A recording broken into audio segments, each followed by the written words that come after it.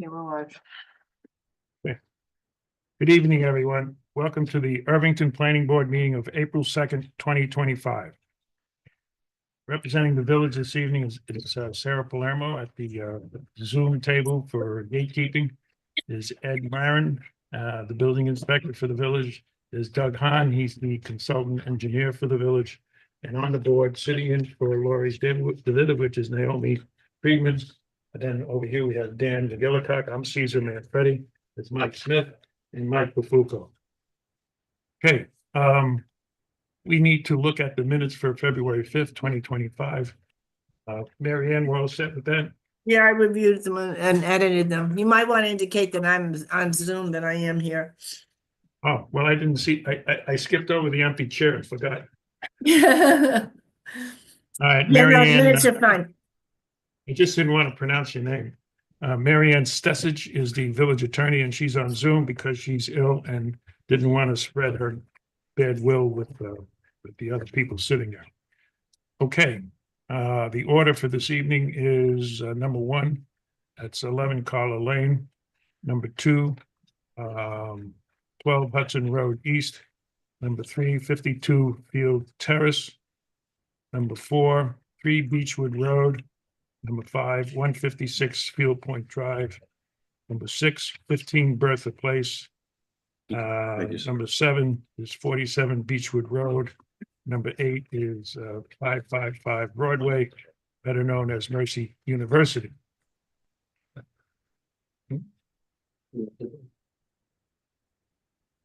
On those minutes, do I make a motion to approve the minutes of February 5th, 2025? Do we have a second? Second. All in favor? Aye. Aye. Any opposed? None opposed. Okay, the minutes are done. And number 1 is 2025-03 11 Carla Lane.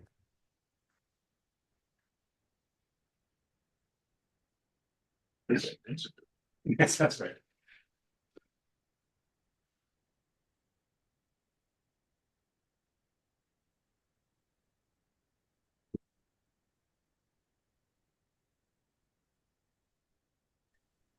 Good evening, folks. Can everyone hear me? Yep. Hi. So Christine Magliano here. I am back presenting Miss Rachel Liebert, the homeowner at 11 Carla Lane. Last month when we were here, there were still a few comments regarding some notes, details, and inverts of the infiltration system, as well as just delineating the limits of construction and sequence of construction. If you'd like, I can share my screen and kind of just go through the project again. Briefly, yes. Hold on, let me do that right now. While she's doing that, it should be noted that Mike Smith is recusing on this, and there'll be and an alternate is already sitting for Lori Davidowitz, so we'll be four panelists this evening on this project.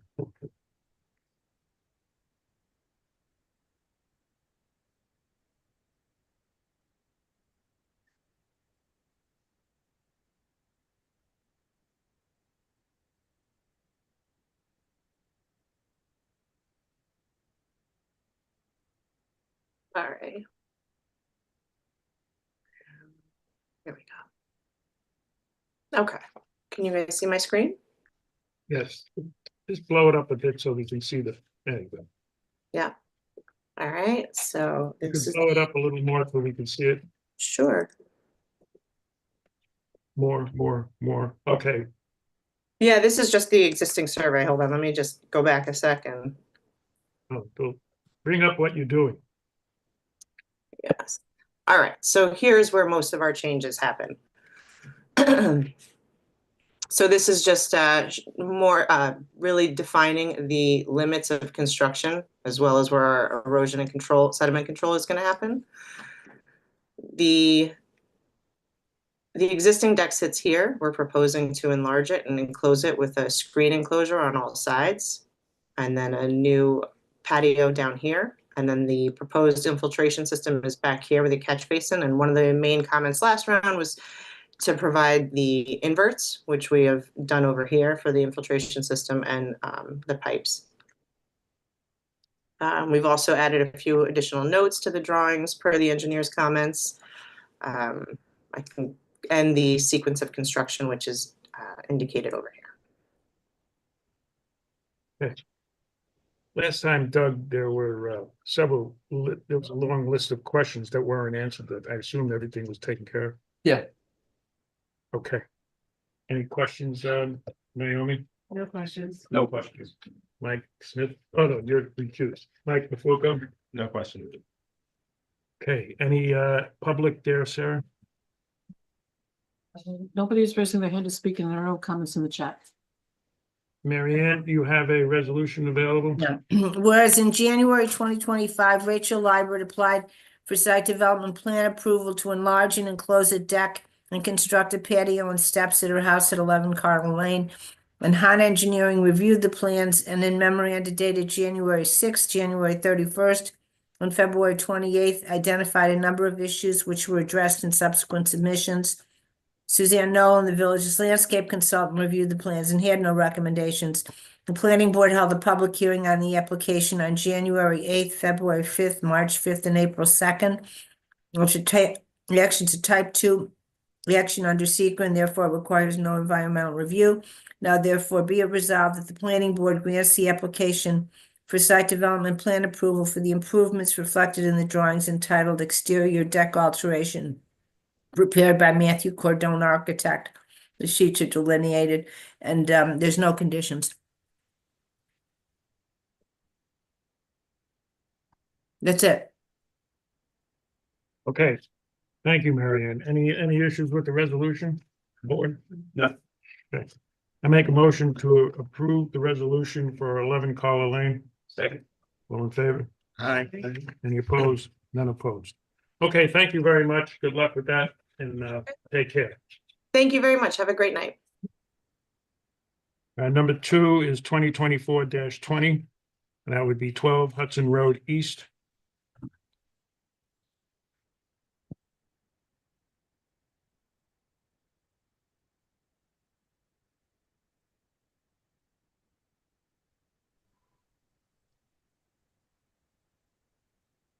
Good evening. Can you hear me? Yes, we hear you and see you. Great. I'll start by sharing my screen. Tell us who you are first. My name is Alan Ross. I'm the architect representing Colette and Jawad Hayter, the owners of 12 Hudson Road East.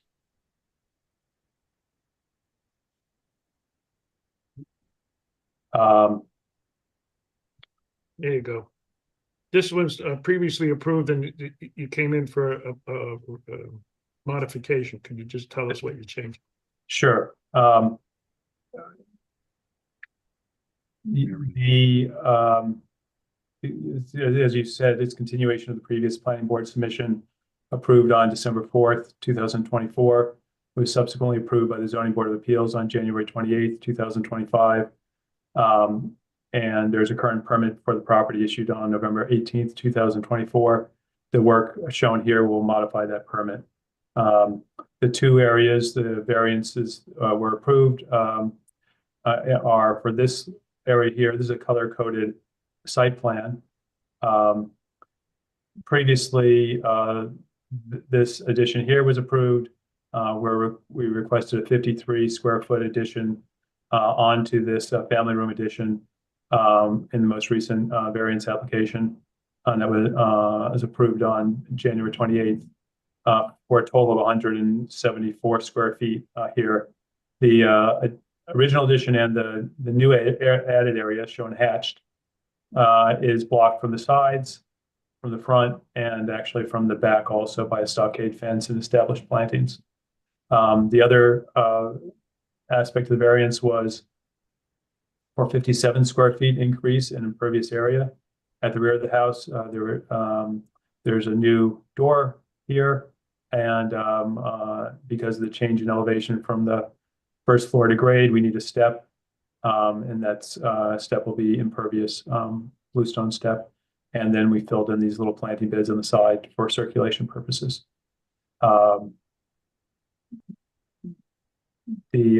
That's kind of it. I can go into a lot more detail if you'd like me to and show you other drawings.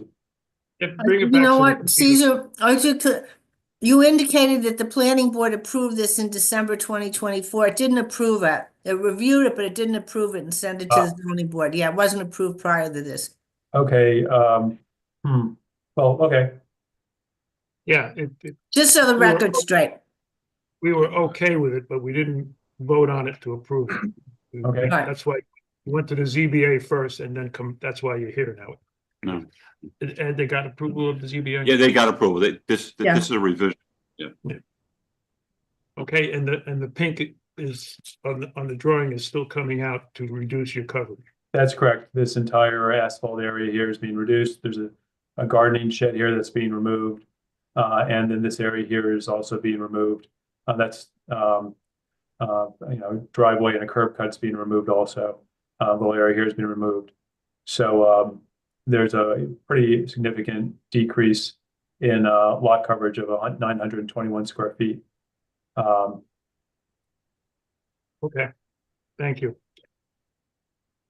Any comment, Naomi? No comment. Dan? Nothing. No, I have nothing. I have nothing. Right. Nothing for me. Sarah, anything in the public? Nobody is raising their hand to speak and there were no comments in the chat. Mary Ann, do you Yeah. have a resolution? Yeah, whereas in August 2024, Colette and Jawad Hayter received conditional site development plan approval to remove an existing wood deck, build a small addition to the rear of the house, and make other improvements to their property at 12 Hudson Road East, and were issued a building permit on November 18th, 2024. And whereas in December 2024, applicants applied for amendments to the site development plan, which would increase the size of the addition and replace the planting bed with bluestone pavers, thus requiring further variances from the zoning board of appeals for coverage in FAR. And whereas Han Engineering reviewed the plans and in a memorandum dated December 2nd, stated no issues with the amendments. On January 28th, 2025, the zoning board of appeals granted the variances for coverage in FAR. The planning board held a public hearing on the application on December 4th, 2024 and April 2nd, 2025. It's a type 2 action under SEQA and therefore requires no environmental review. Now therefore be it resolved that the planning board grants the application for revised site development plan approval of the improvements reflected in the drawings entitled 12 Hudson Road East Residence prepared by Alan Ross Architecture. And the drawings are specified, and that's it. Again, no conditions. Okay, Mary Ann, thank you. Any questions on the resolution? No questions. I make a motion to approve the resolution as read for 52 Field Terrace. Second. All in favor? Aye. Any opposed? None opposed. Okay, thank you very much. Good luck. Thank you very with that. much. Thanks, everyone. Okay, number 3. 2022-21, 52 Field Terrace. That's another revision.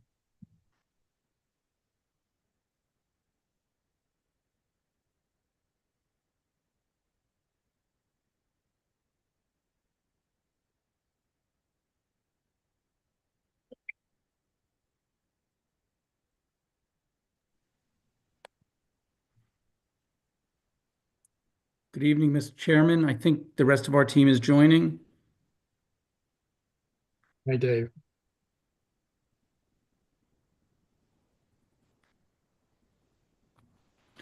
I think we've got everyone we need. Good evening, Mr. Chairman, members of the board. Good to see you all. David Steinmetz from the law firm of Zarin and Steinmetz. Pleased to be back representing Jamie and Emily Sahara. I am joined once again this evening by Alan Pilch, our project engineer, Garrett Goss from Bayview Landscape Architects, and Brian Hyla from Apex Construction. Others are actually with us and available. We have spent the last month since we saw you last addressing the comments that we received from your board, in particular looking at some of the site conditions and performing some additional testing. I would start by saying we actually brought aboard Michael Nowak, a well-known arborist in the county. Michael has already spoken with Suzanne, your arborist, Suzanne Nolan, sorry, I drew a blank on her last name. And he has spoken with Suzanne. He is working on his report. Michael's actually already performed some initial compaction testing for us as well. We did not have enough time to get a written report submitted prior to your deadline. So, Mr. Chairman and members of the board, we do intend to get that information submitted to you. In addition, this evening, what we really wanted to cover was some of the additional analysis that Alan performed with regard to the geothermal wells.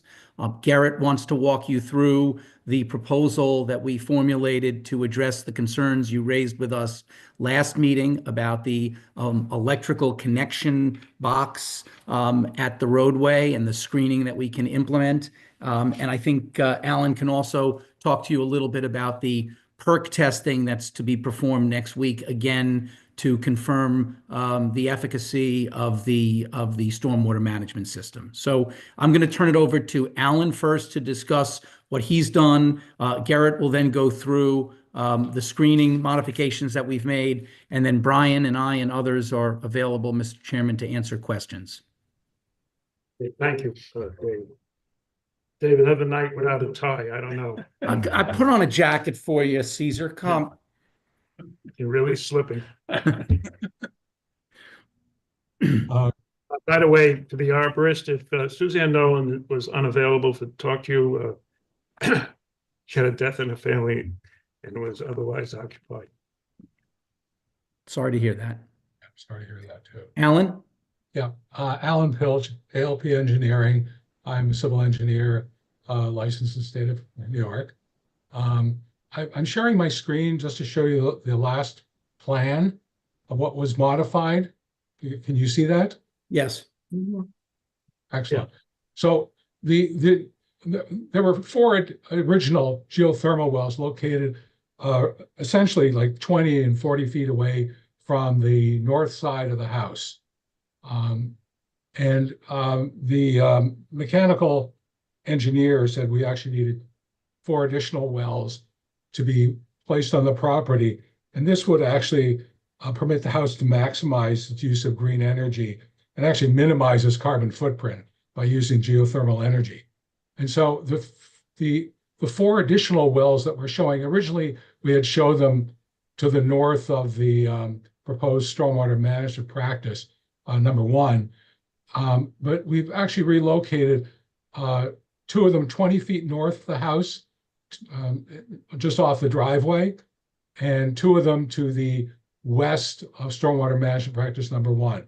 And what this plan shows as well are in red are the berms. These are temporary earthen berms that would be placed on the property in order to direct any of the water, which inevitably comes up, some of the slurry, if you will, from the drilling of the geothermal wells.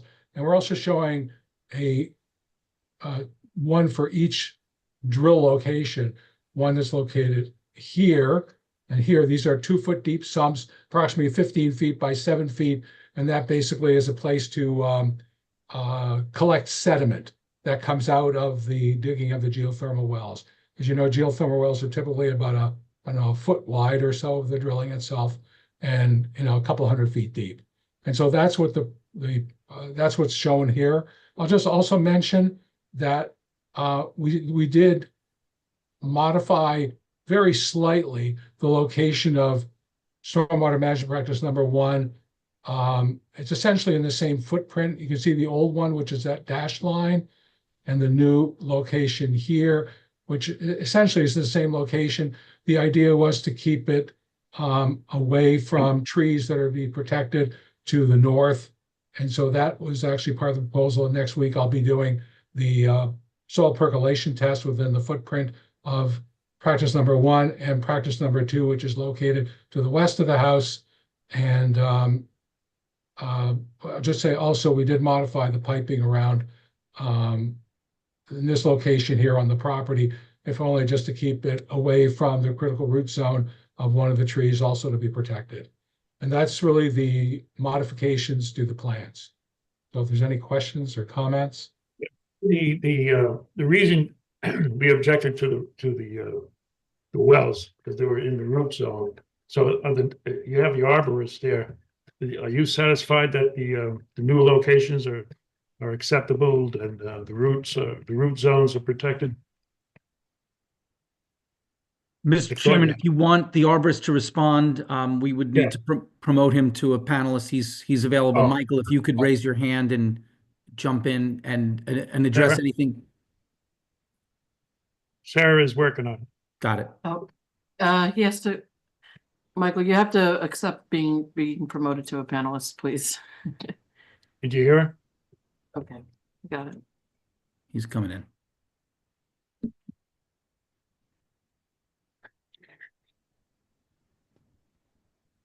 Hi, good evening, members of the board.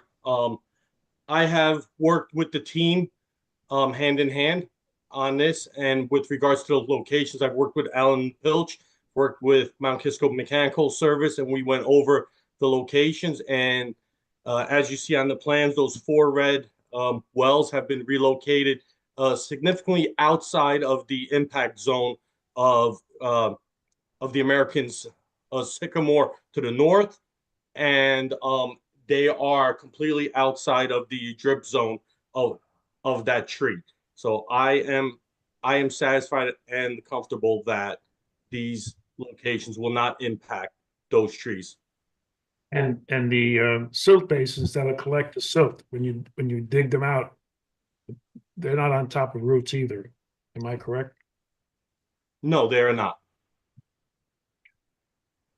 Okay, and in terms of the compaction testing for the roots and whether it needs to be air spaded or not, we recognize that it may be an issue. So we're one of the Marianne, in the resolution we have that when you complete that work, we have to look at it, and it needs to be approved by our engineer, the building inspector, and our landscape architect, Suzanne Nolan.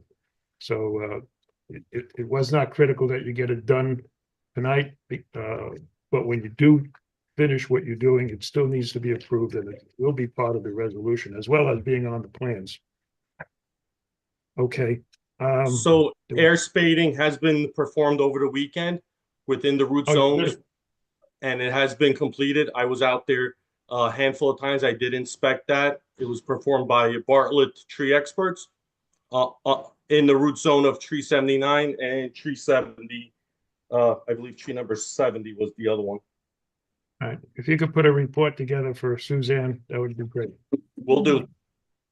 Because as I said, it's in the resolution that we have to approve it. Let's see. Oh, and Dave, we talked about a maintenance bond. We put together a number of $5,000. That Dave? sounds $5,000 as the maintenance bond. I want to make sure I heard you correctly. That was 50,000. No, 5,000. I heard you correctly. We would have no objection to the 5,000. Okay. Naomi? No comment. Yeah. No comments. I have nothing further. No questions. I have a question I forgot to ask. The roof that you, but the way it looks now, it's a white membrane of some sort. Is that the permanent roof or is that some sub-layer? Brian, can you address that? That is the permanent roof. It's a reflective roof. Okay, I have a problem with that. Marianne, I'd like the ARB to look at that. It sort of sticks out like a white elephant. And do we approve it and pending approval by the ARB or send it to the ARB? It was already on the original approval. I It's was gone gonna to say the ARB, I think. I believe, Caesar, I can't be certain, but I Did they believe, know it was going to be a white finish? in fact, I think it was discussed 2 years ago with the ARB as one of the sustainable features of the design that we were implementing a quote white roof. This is more of an ARB issue, in my opinion. I know. I believe it Yeah, was. that's why I'm asking Marianne if I'm okay with sending it to the ARB, but if We've the been there ARB already, though. No, it Well, was I mean, on the approval. in addition to which, I don't think it really relates to one of the things there. Does it relate? I don't believe it relates to any of the things they're seeking on the site plan, amended site plan approval. Well, It I doesn't. know it's not us to say, but I do have I was wondering if the ARB was okay with the white. Well, I don't know. I mean, Caesar, it if I was could on just- the original ARB approval for the white roof. Okay, Ed just informed me it was on the original approval of the ARB. Appreciate, Ed, you confirming what we were saying. So thank you for confirming that. Not that I doubt you, Dave. I would never You know- expect you to. Trust, but what's that word? Trust but Ronnie said? verify, Caesar. verify. Trust but verify. I'm with you. Better be Caesar. cautious. Okay, any further comment from, yeah, no, any further Caesar. comment from the board? No problem. Anything from the public? Oh, it's Excuse me, I was gonna say, Alan, will you guys be running equipment or grading above the infiltration systems after the soil testing that you're saying you do next week? So you Really can't should do the be. soil testing until you're done running equipment over it, and I mean, it should be protected, but I agree. It should be protected. It should have a construction fence around the perimeter of it, and it should stay there the entire time. After the, well, until such time as we need to actually stabilize the ground, and apply a seed mix or however it's done. But it should actually be protected from heavy equipment. so how will that, Usually it's will done that with a construction fence around the perimeter of it. Alan, just Yeah, to I mean, clarify, that's that is after the Coltex are constructed, Yeah, once they're installed. correct? all right, But so you're gonna soil test next week and then install it, cover it, and then you're gonna be performing the rest of the site work, is that right? So no, we still have a pool left to build in the back there. The Coltex at the north will be one of the last areas to be done. The Coltex to the south and west will be installed, but we still need access to the north as well as those geo wells. Okay, so then when are you gonna test for the infiltration? Retest? I plan on testing next week, and afterwards, I want to have as approved, a construction fence be placed around the perimeter of the infiltration facilities to protect them. And they'll just But it avoid, sounds like that, That can everything be built and post-construction. constructed? They're not gonna be able to do the wells or the pool if you fence Correct. off that area. correct. We need access So- for equipment through there. You might be premature on the testing is what Doug is saying. You might want to wait till the pool is done and the geothermal wells are installed before you do the testing to confirm the amount of Coltex. I would agree with that. Alan and Brian, do you have an objection to that sequentially? No, that is exactly what we would like. oh, that's fine with me. I mean, All right, just send us over the sequence so we could take a look before, that way it's, everybody's We're on comfortable. the same page. that's fine. Makes I'm just sense. saying the standard way to protect it is to put a construction fence around. Oh, the compaction study. Should wait until they're done with the Well, I pool. know, but it's subject to your approval anyways. It's correct. So That's you'll fine. It catch can be done after the pool is completed. And then we'll have the numbers on what, if there's any level of compaction at 4 to 5 feet below grade, because that's where the bottom of the chambers are. Either that, in order to get their approval, you'll have to redo it if it's, the sequence is wrong. Okay. Okay, that's fine. Thank you, Mr. Chairman. Sarah?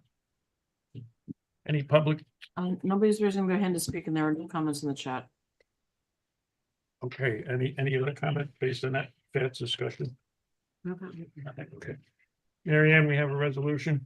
Yeah, whereas on November 2nd, 2022, Jamie and Emily Sahara received site development plan approval to construct a new house, garage, pool, driveway, and other improvements on their lot on Field Terrace, which construction began in August 2023. And whereas on January 3rd, 2024, applicants received amended site development plan approval to install temporarily a construction trailer storage shed and dumpster for the period of construction and to expand the previously approved retaining wall. And whereas in February 2025, once it was discovered the trees were removed without approval, the applicant applied for further amended site development plan approval to revise the approved landscape plan. And whereas the applicants also sought to revise the site plan to install a new utility pole on the west side of Field Terrace and to install 4 new geothermal wells on their property. And whereas Hunt Engineering reviewed the plans and in memoranda dated February 4th and February 28th listed a number of issues which were mostly addressed in subsequent submissions. Suzanne Nolan, the village's landscape consultant, reviewed the plans and visited the site, and in memoranda dated February 3rd and March 4th, 2025, made a number of recommendations which were addressed to her satisfaction. The planning board held a public hearing on the application on February 5th, March 5th, and April 2nd, at which neighbors appeared and voiced their concerns, and was the actions type 2 action under the State Environmental Quality Review Act and therefore requires no environmental review. Now therefore be it resolved that the planning board grants the application for amended site development plan approval for the revisions to the approved site development plan shown on the drawings entitled M. Saxon LLC Residence prepared by ALP Engineering, and M. Saxon LLC Residence prepared by Bayview Landscape Architecture, and M. Saxon LLC Residence Site Study. And then the sheets are all specified, subject to 1, the village engineers and landscape consultants' approval of the timing of soil compaction and subsequent mitigation. 2, complying with the items in Hans March 31st, 2025 memorandum. And 3, posting a bond of $5,000 to ensure maintenance and or replacement of trees. Okay, anybody have any questions on the resolution? No. Dave? Okay. Thank you, Mary Ann. I make a motion to approve the resolution as read for 52 Field Terrace. Second. All in favor? Aye. Aye. Any opposed? None opposed. Thank you, Hey, Mr. you're Chairman. One procedural question, probably for Ed. Does this lift automatically the stop work order, and can our team get back out on site? But give me a call tomorrow. I want to go over with Jim. I don't want to start the geothermal till it's, we make sure that Jim and the construction team has the right plan and we have the same plan. So submit that plan, get Doug to review it. I'm sure we'll come up with an agreement. I just don't know what it is going to be yet. Okay, we'll reach out to you and discuss the sequence. Got it. Thank you all. Thank you. I just want to make sure we don't make a mistake. Okay, moving right along, number 4. It's 2025-11. That's 3 Beechwood Road.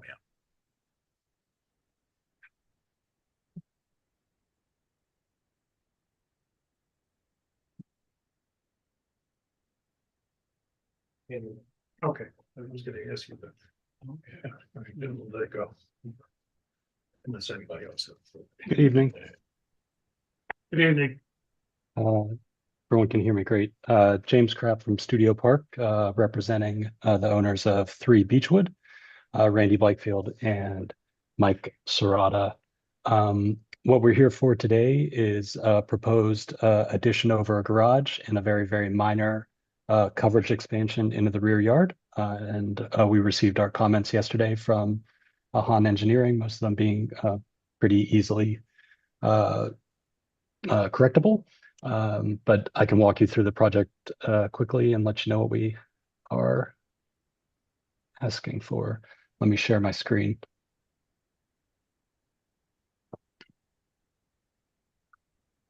So you see a white screen, plus or minus? Oh, got it. Yeah, we'll just give you the context really The quick. blank page that you have. Yep, blank page. Now we're looking at site context. So this is 3 Beechwood off Osceola, just on the other side of Broadway. This is general location. To be clear, this building was before us about a year or 2 ago. That's correct. Retaining level off the front yard, that same building, right? That I believe that is the case. Yeah, that was, we were not part of that previous application, but that is correct. There's been several approvals, not necessarily through the planning board, but through the various boards over the last couple of years after the purchase of this home. So this is just general context. What we're looking for proposal wise today is to put an addition over the existing garage and a small minor expansion to this small grass area back here in the outdoor kitchen. But that was part of a previous approval as well. So I'll take you to more technical drawings. So just for frame of reference, what we were just looking at, again, this is that existing garage. Back here, there's a strip of grass we want to turn into stone. That's the small coverage variance we're requesting today. But generally speaking, let me get you to the proposed plan. So this is our FAR diagram. So what we're proposing in FAR is within allowable. We are suggesting just basically taking the footprint of the garage, proposing 500 square feet above that garage. I'll show you the architecturals in a second. And then the small minor addition is this little 16 square feet of grass that was not covered previously. So that is the request that we're making today. We're showing a coverage comparison in the neighborhood. Since it is such a minor change, we are higher than some other people in the neighborhood, but still exactly where we were if we were to make this small addition. And let me just show you the architecturals. So again, demolition of the orange area of the roof, remove the roof. Some minor additions to windows and other stuff that's not necessarily much of an issue, but trying to expand a primary suite, primary bathroom, create a working office. And then what you see here is proposed street elevation right now. And the rear yard is essentially just an expansion with windows. All the materials and everything are like in kind and as of right now, and that's what we're requesting approval for today. Any questions? Ordinarily, we're not in favor of segmenting and multiple bites at the apple for variances because you have a previous variance on coverage, but this is, as you said, it's just filling in a grass area that was probably overlooked the first time. Probably. So I don't have too much of a problem of the segmenting issue nor the amount that you're going over. Anybody on board have any questions on Naomi? No comment. Dan? Nothing. Mike? Well, I was gonna ask, out of principle, why the, even though it's only 16 square feet, why it was being filled in? Basically, they just wanted to add a sink to the outdoor kitchen, and previously they left a small strip of planting in that area. They probably should have, in the initial go round, potentially planned for it. If they would have made the request prior, I would have assumed that it potentially could have been approved then. But essentially, they just realized that in the previous planning, they were missing a part that they wanted to include. So it's not, by no means were they trying to like piecemeal their way through it. I think they just realized that it wasn't functioning the way they would like it to. So. Okay. Mike B? No questions? Yeah, sometimes we have in the past seen that if the current ask was added in the first place, we probably would have said no. So trying to get it the second time, well, it's only so. But this is okay. And the board agrees. Anybody live? Nobody's raising their hand to speak, and there are no comments in the chat. Okay. Okay, thank you, Mary Ann. Whereas in April 2025, Randy Blytheville Sirota applied for site development plan approval to construct an addition over the garage and extension of the outdoor kitchen at her house, 3 Beechwood Road, in which the proposed coverage would increase by 16 feet, which requires a variance from the Zoning Board of Appeals. And was Han Engineering reviewed the plans and in a memorandum dated March 31st, 2025, listed several minor issues with the drawings. And whereas Suzanne Nolan, the village's landscape consultant, reviewed the plans and had no comments, the planning board held a public hearing on the application on April 2nd. Type 2 action under secret and therefore requires no environmental review. Now therefore be it resolved that the planning board grants the application for site development plan approval for the improvements reflected in the drawings entitled 3BW Interior Renovation and Addition prepared by Studio Park, and then the sheets are listed, subject to 1, receiving a coverage variance from the ZBA, and 2, excuse me, 2, complying with the items listed in Hans March 31st, 2025 memorandum. Okay, thank you, Mary Ann. Any questions on the resolution? No questions. I make a motion to approve the resolution as read for 3 Beechwood Road. Second. All in favor? Aye. Any opposed? None opposed. Okay, thank you very much. All right. Got through it. Thank you first very time much. around. See you later. Okay, the next one is number 5, 2025-10, 156 Field Point Drive.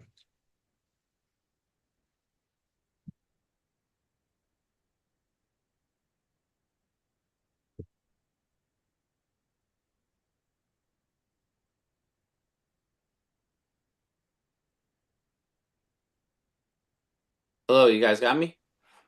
Yep, we got you. My name is Peter Altamar. I'm with Michael Lewis Architects. I'm here representing Christian and Ted Mann for their project in 156 Field Point Drive. I'm going to share my screen.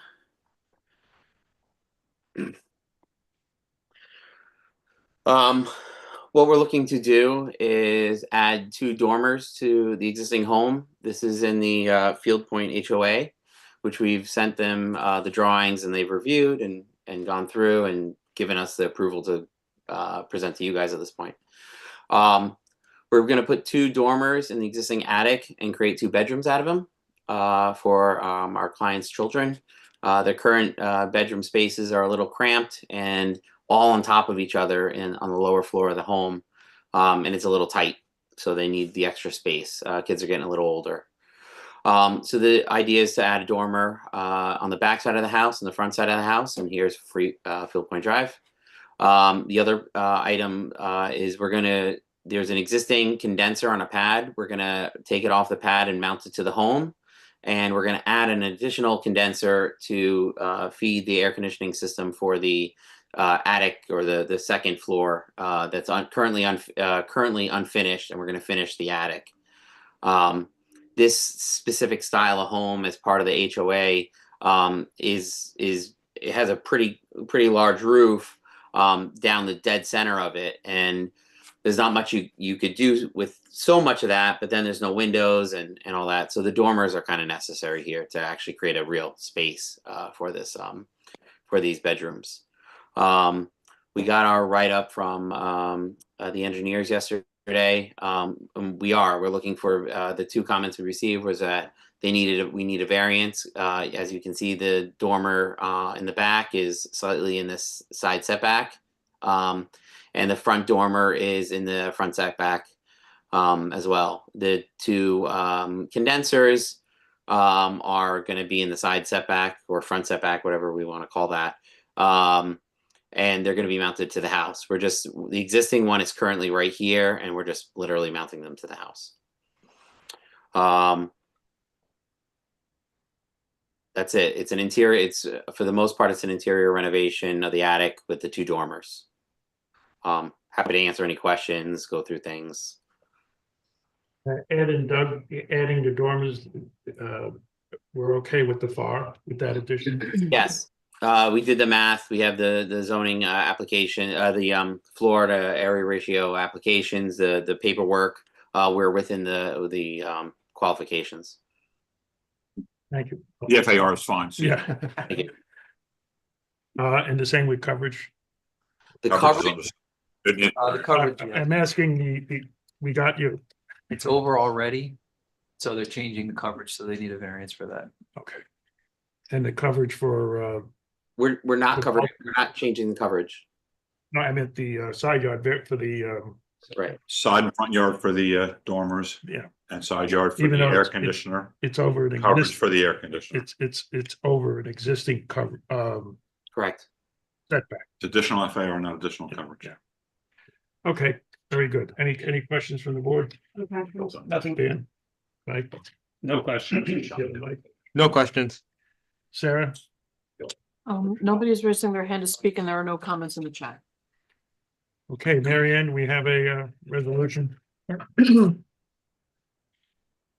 1 second. Look at the wrong name on here, hold on. I'll have to fix that. Whereas in April 2025, Theodore and Kristen Mann applied for site development plan approval to construct a dormer at the front of their house and a dormer at the rear of their house at 156 Field Point Drive.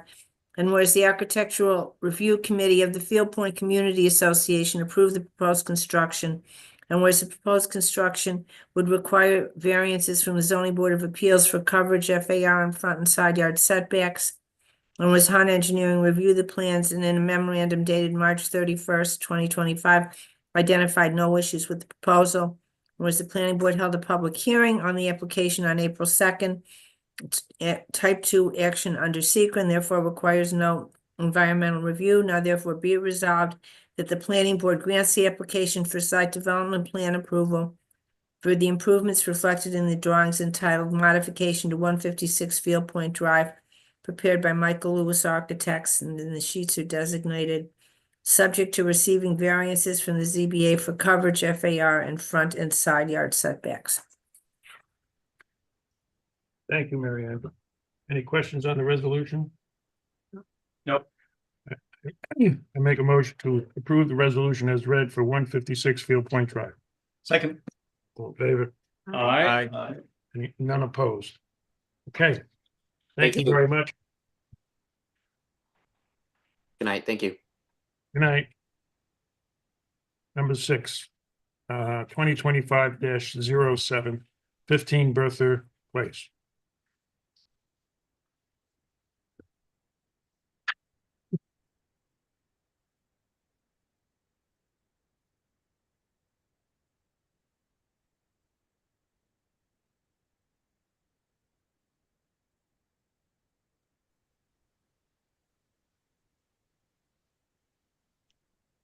Guess I could start. Good evening. Alan Pilch again, ALP Engineering. Representing Liz Dexter and Dave Rogers at 15 Bertha Place. If you'd like, I could share my screen, just go over some of the plan modifications. Yes, please. Okay. Let me do that.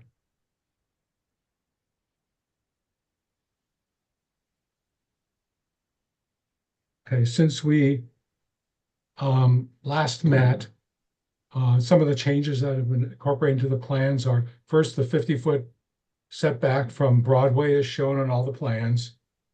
There was a terrace that was proposed in the rear yard that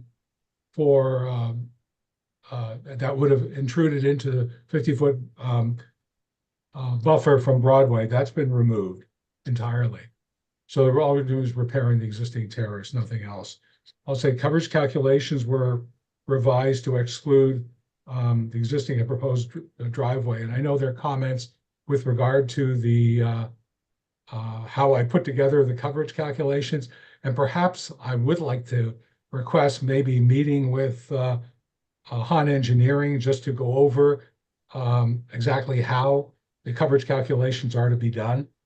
I think that would be helpful. We previously had a drive court here, and now it's basically just a turnaround in the driveway that's being proposed. That's one of the changes. This drawing now shows what's there currently. You can see in red the edge of the driveway as it currently is, and some of the other features that were here are also depicted on this plan. Including the edges of walkways that are being removed. They're shown on the plan. The plan basically involves a lot of new planting. It's a really kind of refreshing of the site. The limits of construction were shown on drawing C102. Whoops, C102 is the limit of construction, which is shown on this plan here. Construction sequence narrative was added as well. That was requested. Roof drain leaders of the front facade were shown on the plan on C-101. Actually, one of them discharges into the front yard, the other basically discharges to grade in the backyard. It also included a table of land use that was added. We calculated the volume of excavation being about 35 yards. Cut and fill material will not be exported from the property. The site grading for the driveway was modified not to impact trees that are proposed to remain. And we also modified the planting plan, which provided an 8-foot separation between the property line and the row of American holly, Ilex opaca plants, which are to be installed within the partially within the 50-foot Broadway buffer setback. And that's essentially what the modifications to the plans are. I do know there were comments from Han Engineering, and I know also that we will need to go to get a variance for coverage because the property currently is in excess of what's permitted for coverage. And although we're not adding to it, my understanding is that we need to apply to the ZBA to get the variance. And as I said before, I know there's some issues with regard to how coverage is calculated, and I would like to finally get those resolved since I've done it twice, and every time someone has had a comment on it. And that's where we are. Okay. At the last meeting, it may not have been in Doug Hahn's comment, but I recall making a request for a neighborhood chart of comparison since your coverage is, like you said, over and you need a variance, but we want to see how it looks compared to the neighborhood. So is it in line with the rest of the neighborhood? So we asked for a neighborhood chart. If you don't know how to do that, Doug will help you when you meet with him about the coverage. Sure. I think that would be very helpful if we could do that. Bring back your site plan there. As you know, we did show a plan with aerials. So I guess what we'll do is we'll show. I need the site plan right now to explain my next point. Sure. All right, the bump out on the circular driveway to the south. That's here. Show that the cars, the turning radius with the cars. Yeah. The site plan with that. There you go. Yes. This, some of that bump out is still considered coverage, even though you did bring it back a little bit. Okay. So that's one of the areas where you could be parking cars there. I don't know, but it's not needed for the full turnaround of the circle, and so it's a little bit of coverage up there. And there's a gravel next to the garage. Is a gravel planting area. Yeah, the gravel planting garden here. Yeah, I know you want that better defined. That's actually coverage. Okay. And so you have to add that. And if you look to the buffer, the 1X for taking a tree out, some of the, and this was asked to make all the plans the same. Some plans have both trees, and this one only has one tree coming out. I think what happened was afterwards, in discussion with the landscape architect, they decided basically to just do some trimming on it and basically do some rejuvenation of the tree as opposed to removing it. All right, but so we'll get that consistent. You're correct. Some of the other plans still have both trees X'd out. So come back with a consistent plan on Yes. on the trees that are in the buffer closest to Broadway. Yes. Shall be done. Okay. Any other comment? Naomi? Nothing. Mike? Nothing further. Nope. Anything from the public? Nobody's raising their hand to speak, and there are no comments in the chat. Okay, I think it's fairly clear. It doesn't seem like a lot, but we need to get the coverage correct, and we really want to see a neighborhood chart comparing your coverage to other people's coverage. Yeah, so I think what I'll do is I will have this discussion with Han Engineering and have make sure that we're all on the same page. because we're gonna end up going to ZBA for coverage anyway, so we need to get that organized. Yeah, and it helps in asking for that variance. They'll want to see the chart, just as we want to see the chart. Yes, correct. Understood. Okay, Thank you. I thank you really very much. appreciate it. Okay, you all done? You okay? I'm fine. Okay, thank you very much, and we'll see you next time. Thank you. I really appreciate your time. All right, bye now. Bye-bye.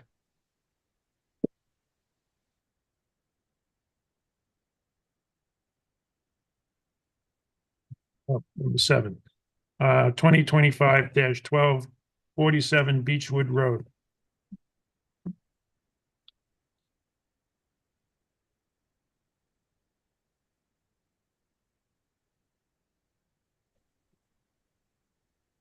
Hello again. James How you Krapp, doing? from Studio Park, representing Andrea Flynn and Evan Pressman, 47 Beechwood. Just down the street from where we were talking about a couple applications ago. This is a request for a similar scope of work, which is an addition over a garage. No change to coverage, but a requested change to FAR. I will just familiarize you to the neighborhood, which you already kind of know. Literally just catty corner to 3 Beechwood, which we just talked about. Just the aerials and the tax maps for context, some existing photos. You did see this previously, I believe between 2016 and 2018, but it was a different ownership. This changed hands. So this is fresh to us and the new owners. So this is, again, where you see the basketball hoop is where we're proposing an addition, as We can't well see your as. screen. Oh, We're not jeez. seeing You gotta, thanks for the heads up, Ed.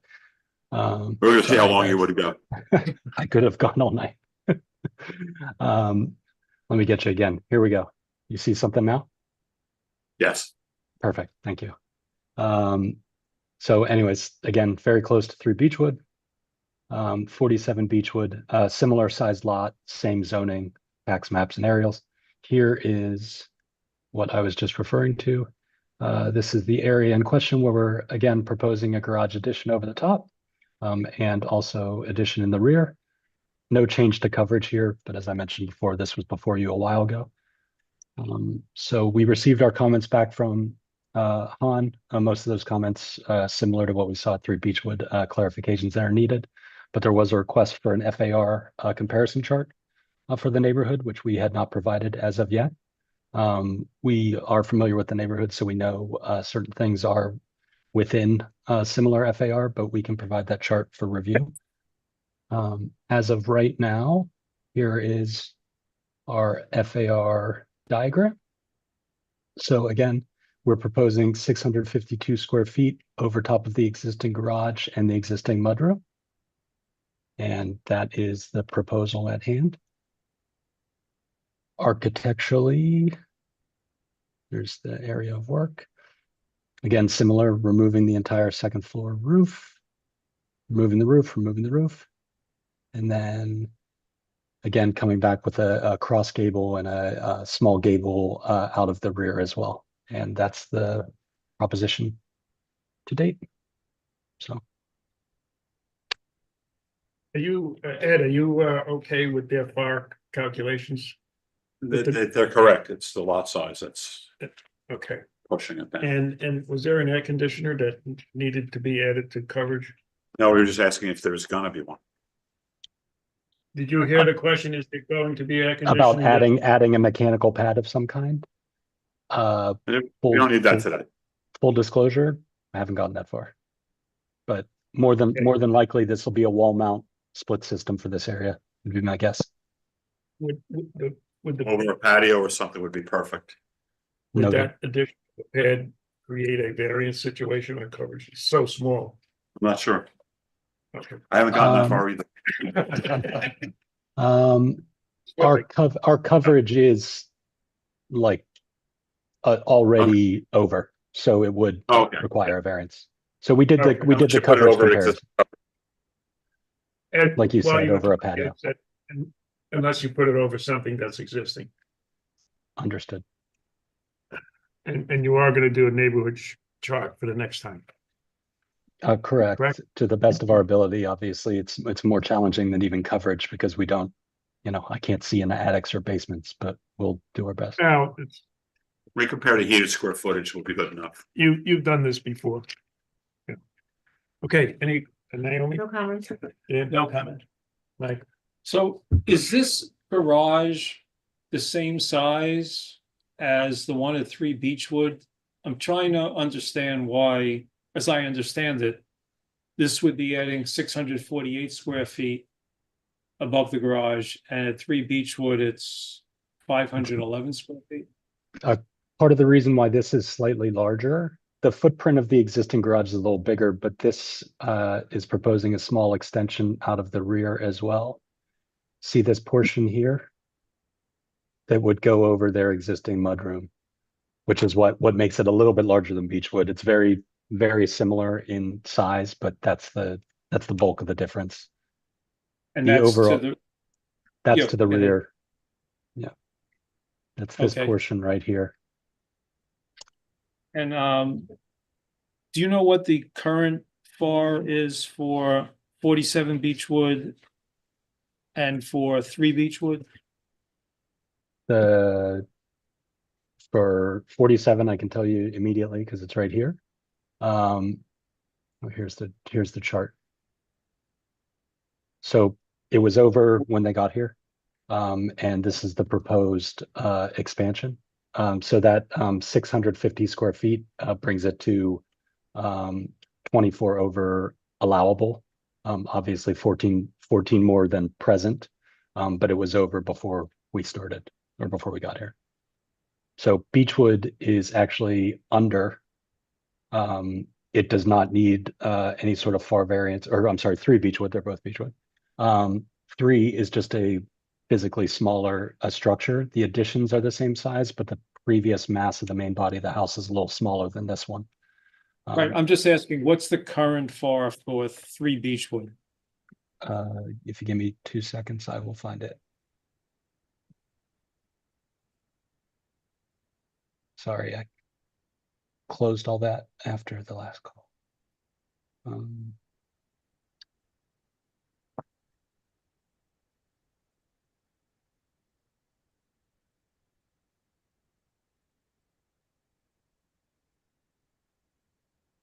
The current FAR at Beechwood, or the proposed FAR, is 87% of allowable. I just need 2 numbers. I need current FAR and proposed FAR for 3 Beechwood. 75% and 87. 75 No today. actual numbers. Actual numbers, Oh, square footage. I'm sorry. 3,009 to 3,520 3,000, and 9 3,009, and going to 3,520. 3,520. And on 47 Beechwood, is it 4657 going to 5309? Correct. You got it. Okay.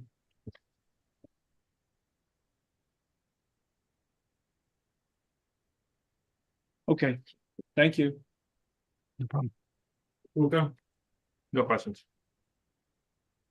Sarah? Nobody's raising their hand to speak and there are no comments in the chat. Okay, any further questions from the board? Nothing.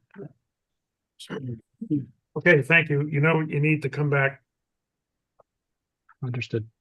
Yeah, we'll do it. We'll do our best to prepare that for the next deadline. Okay. Thank you, guys. Have a good evening. Right. Number 8 is 2025, there's 13, 555 Broadway, known as Mercy University.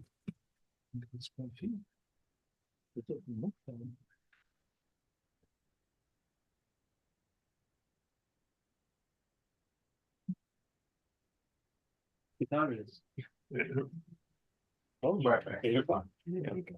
Yeah. You look at the second.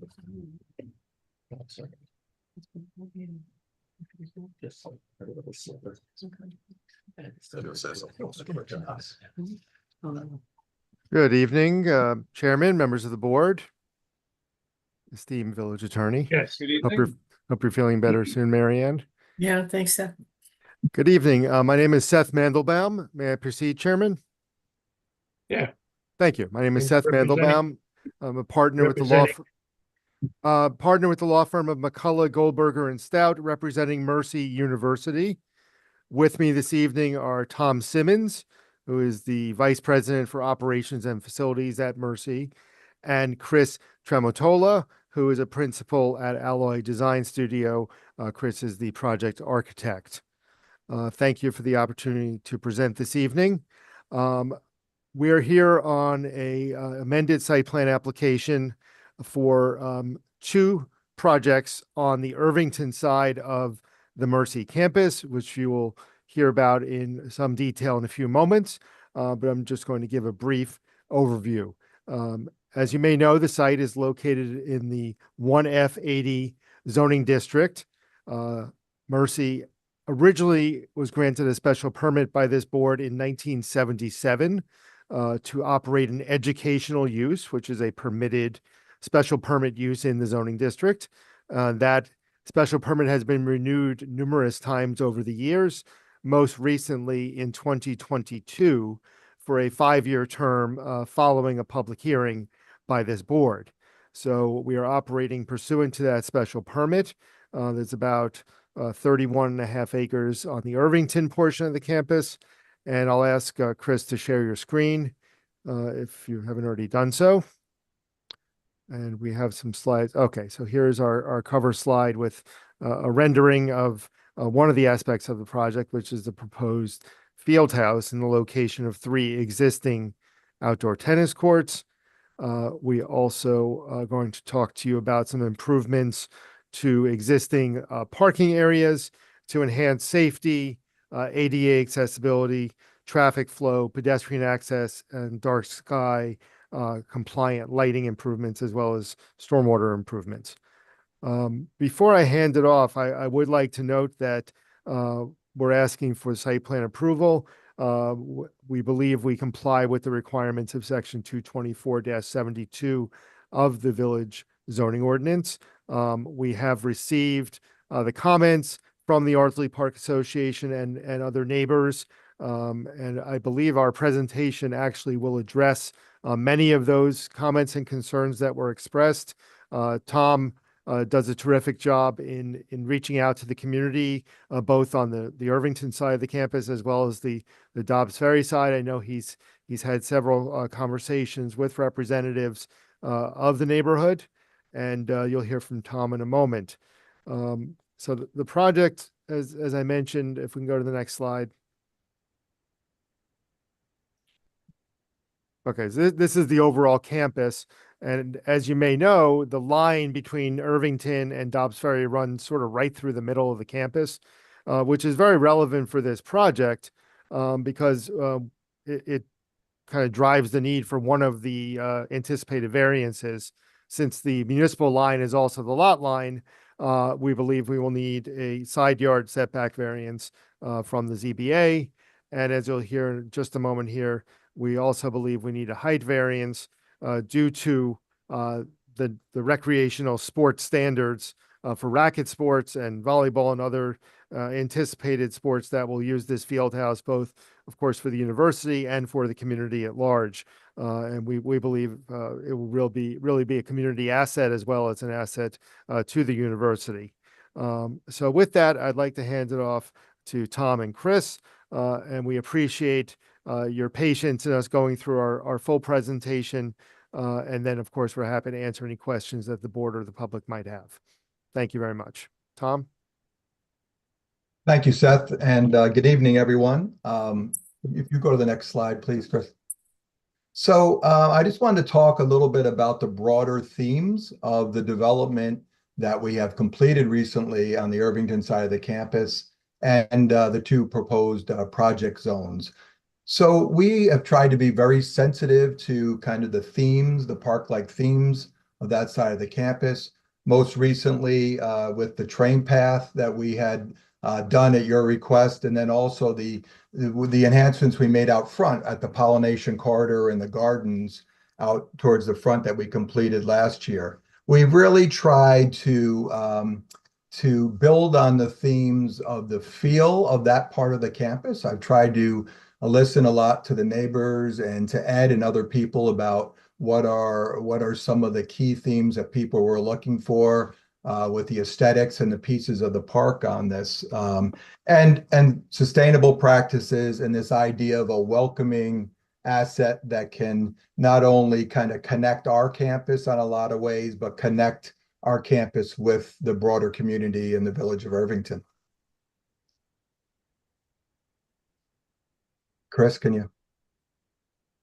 So with the building itself, there's two projects, as Seth alluded to. With the field house, some of the background on that is, as you're probably aware, we have 3 open tennis courts in the footprint of where the new building is proposed.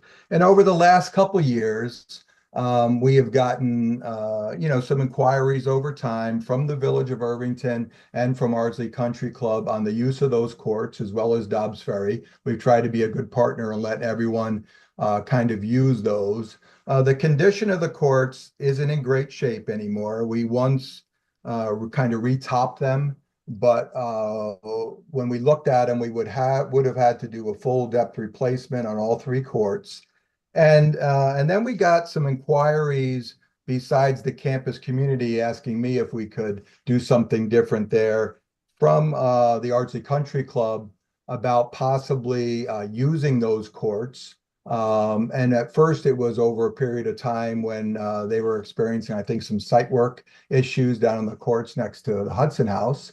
But then it turned into a request of, would we consider putting a bubble up on the site over the courts, and maybe consider a community use where we could kind of do a shared use where they might do some investment in that. And we had some dialogue on that. I did with Ben, their GM, and I think Jim and Dave Oakes, Jim Garvey, and we talked about those things and we kicked around some renderings and some site images.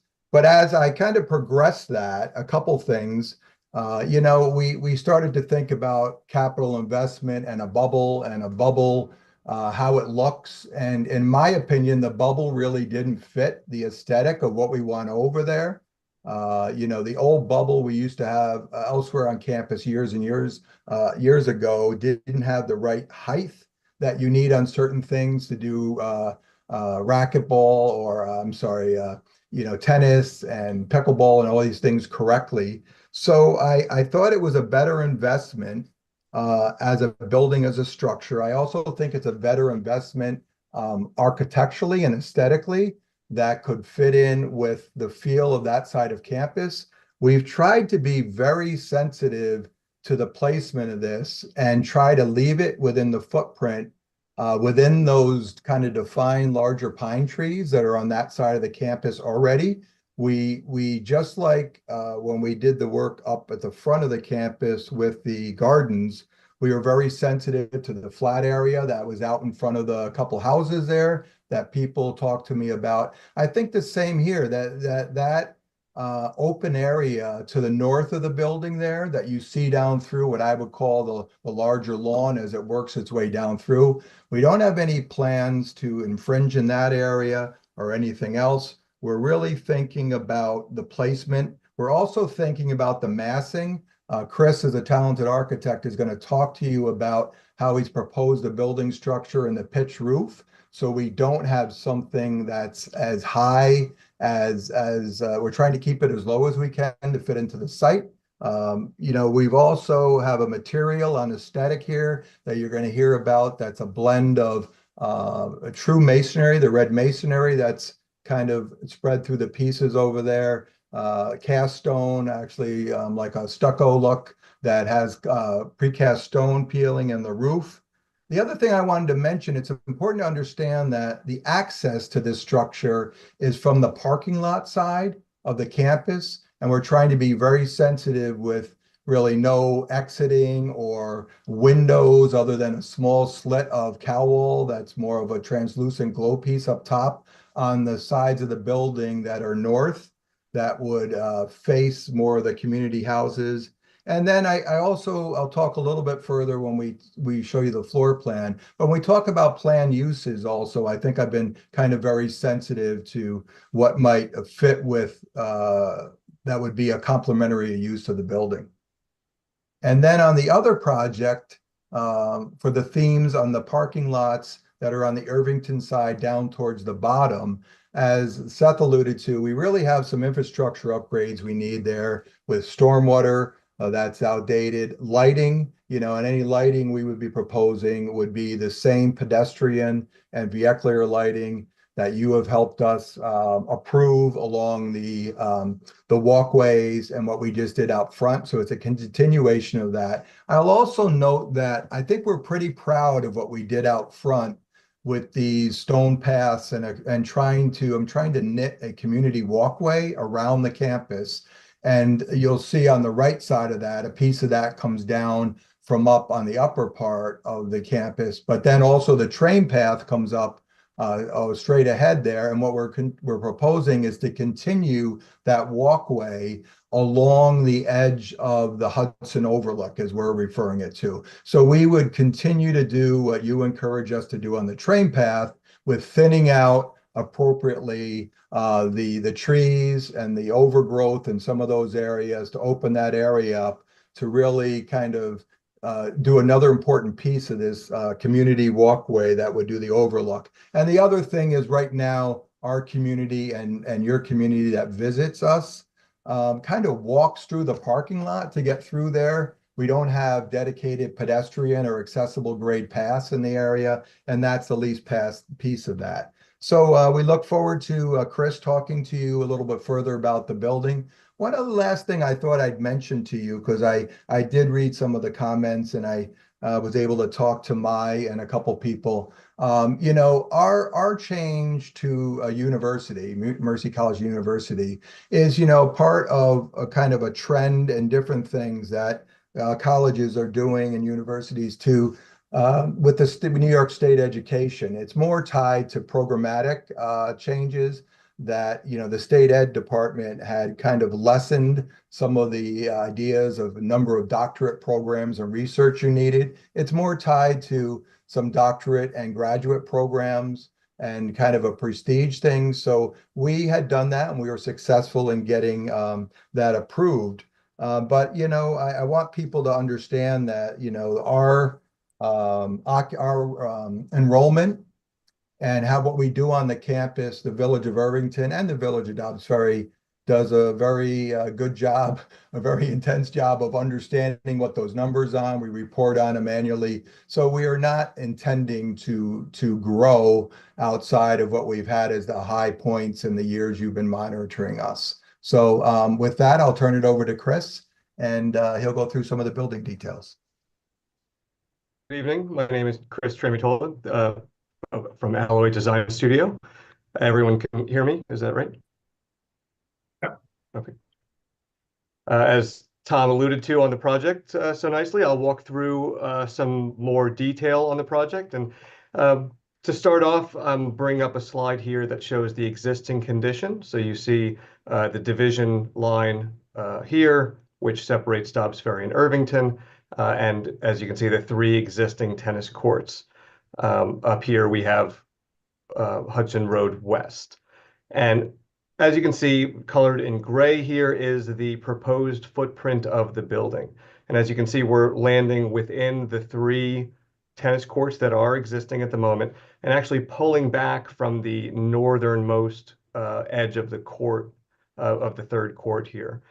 So we placed the building to essentially encapsulate the existing functions, simply covering them with the main span and a small support structure to support that main room just to the east and south. And that is where our main entrance would be for the campus. Here is some existing photos that I will flip through, and the white lines that you'll see on each slide are a diagrammatic depiction of where that footprint would land. Here, I'm standing in the middle of this open lawn. As you can see, again, we are further south than the third tennis court edge and beyond these trees. And the existing lawn would remain as open as it is now, slightly more as this will be pulled back slightly in the process. Again, here's two other views. This is from the west looking back east. And so you can see the open lawn areas on the right and on the left here. And these existing trees that are here are outside of that footprint. So the existing lawn that we're seeing here all remains as is.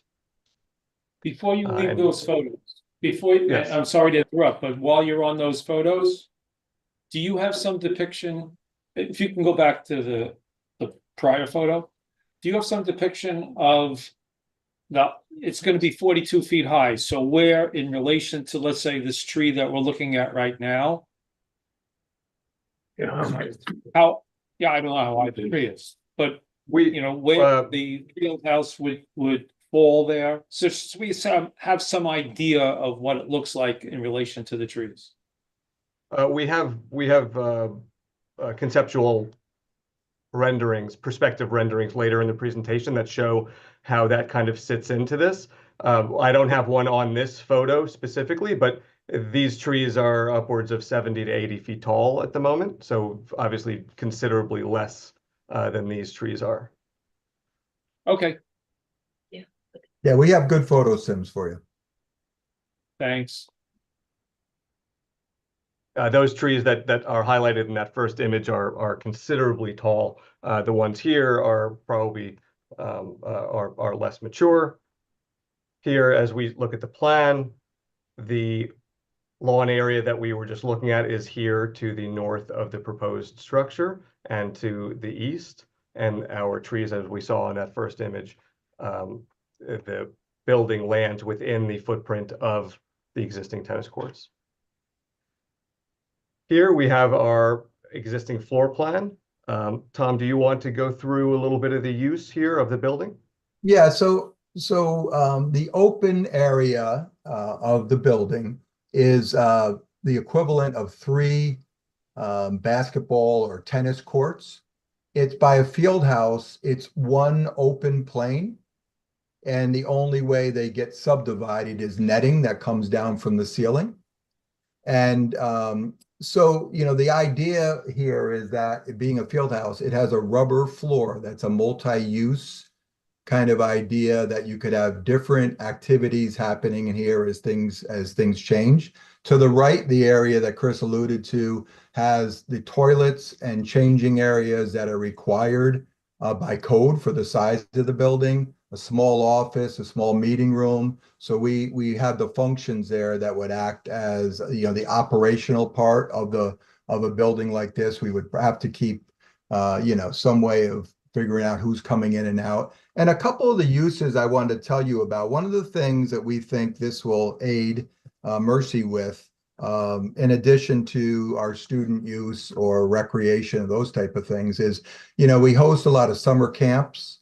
Oasis Camp is on our building. So one of the challenges I have currently is on those hot days or when it's raining, where do we put all the young kids and those type of things? So you're going to see on some of the renderings and different things on the images of how it lays out, how it's just a large open area that's a rubberized floor that has whatever lines are decided to be painted on it. So people have asked me recently, both villages, about pickleball. So you can see on the far right, we've shown if we lined the equivalent of an area with pickleball, that's how that could work.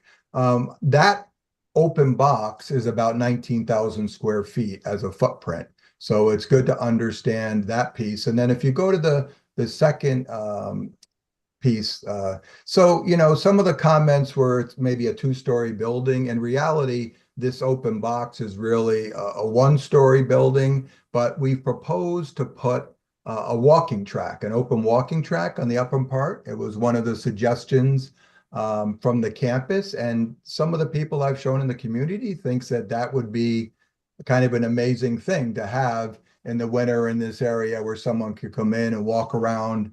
And you'll see when we show this, some of the views we have from the campus side, not facing Hudson Road, would add with that. And the only part that's really two-story is a small kind of mechanical and service mezzanine on the upper level and the required toilet you need for the walking piece of it. So, you know, we see this as really helping our kind of informal and formal recreation and athletic pieces, but also to aid a lot in just kind of the community requests we get for a variety of things and just a good multi-purpose. I don't think your municipality nor Dobbs Ferry has something that has just an open kind of multi-use floor plan like that could use for a variety of things that might help us all. Here's just an image of the open space to give a concept to what Tom was referring to. Again, the glass that you're seeing on this facade is facing into campus. I'll explain as I get to the elevations how each elevation is handled. And here they are. So the facade that is facing south into campus to the parking lot has a series of glass openings to provide natural light into those main spaces and the lobby. And as you see on the north side, which faces that open lawn, we have an insulated metal panel with a brick base, a cast stone water table that wraps the entire building and actually becomes the base material at the lobby elevation. One thing to point out with the building design here is that there is a 5-foot elevation change from the existing tennis courts to that existing parking. And so what we're doing is we're digging the building into the slope, allowing for an entrance that you come in at 5 feet above the main level of playing, and allowing that building to sit down into the landscape and have a more humbled approach to the design. Yeah, When and we excuse go- me, Chris, just Yes. on that point, you know, the height variance is really driven by Irvington's definition, which requires going from the lowest grade point to the highest point of the building, which, you know, my experience is a unique definition. It certainly takes the greatest amount of space when looking at height, whereas a lot of codes do the midpoint or the average grade. We don't quite have the 15% or the slope that your exception allows for. So that is really what's driving the need for the height variance more than anything, is the technical definition as opposed to how the building presents the way Chris just described it. Thank you, Chris. Sorry, I just wanted to clarify that. No, not a problem. So on this elevation here, you can see the 3/12 pitch that we provide to the roof to provide a gable style architecture to the main space. This is what brings our ridge here to 40 feet above our lowest point of the elevation. This is driven by, as Seth mentioned, recreational sport standards for height for racquetball sports. And having a lower pitch or a flat roof may end up causing an aesthetic issue with how that presents the space and presents the building. This massing would fit in with the campus buildings around, but also have a more approachable nature to it from public view. Here you can see a series of perspective renderings that show the building in its setting. Here you can see you get a taste of the kind of park-like setting that it would be placed in, and that we're tucking as close to the parking lot as possible here to integrate it in more to the campus and keep that open space behind it as is. And here we did a series of sections throughout the campus. On the right side, all the way on the right, I know this is a little hard to see. The section is a couple thousand feet long, is Broadway. We have the Pollination Garden that was constructed in this zone. The OCA Trail is here. I'm assuming everyone can see my mouse. But the OCA Trail there, and our field house at this location Verrazano Hall, the parking lot improvements that we will touch on in a little bit, the Metro North tracks and the Hudson River. If we zoom in, here we are seeing the Hudson River and the tracks all the way up the slope to the building. So the relation of how this building sits into the landscape here. And then the opposite view here from Broadway coming down the OCA Trail and the field house down at a lower elevation. Each of these lines is 10 feet, just for reference. How far is the OCA trail from the field house? This slide here I put in to show that the OCA Trail is 505 feet from the closest point of the building. We are 200 feet from the edge of paving of Hudson Road West, and we're 188 feet from the property line. And we are 285 feet from the closest point on Verrazano to the closest point on the field house. So considerable distance again on all three sides there. And one of the variances that we are asking for is side setback to the division between Irvington and Dobbs Ferry. In that same vein, we are trying to bring this as close to the campus as possible and leave this open space clear. We did a series of views, of perspective views as well, two from the OCA, one at the center of the OCA, one at Hudson Road West, and two others as you go down the hill. One thing that you can note here while we're on the plan is the grades that are coming down off of this hill. They dramatically drop as you get to the road, especially down closer to Clifton Place. Each of these contours is 2 feet, so there's about a 10-foot change from the lawn elevation moving north to Hudson Road West, and that'll be apparent on the images that we'll see. So here is an image taken yesterday from the OCA looking towards Verrazano Hall. And here is that same view with the field house in it. As you can see, the open green continues east and west all the way down. There's Verrazano Hall in the distance that's still visible, with the field house tucked to the left.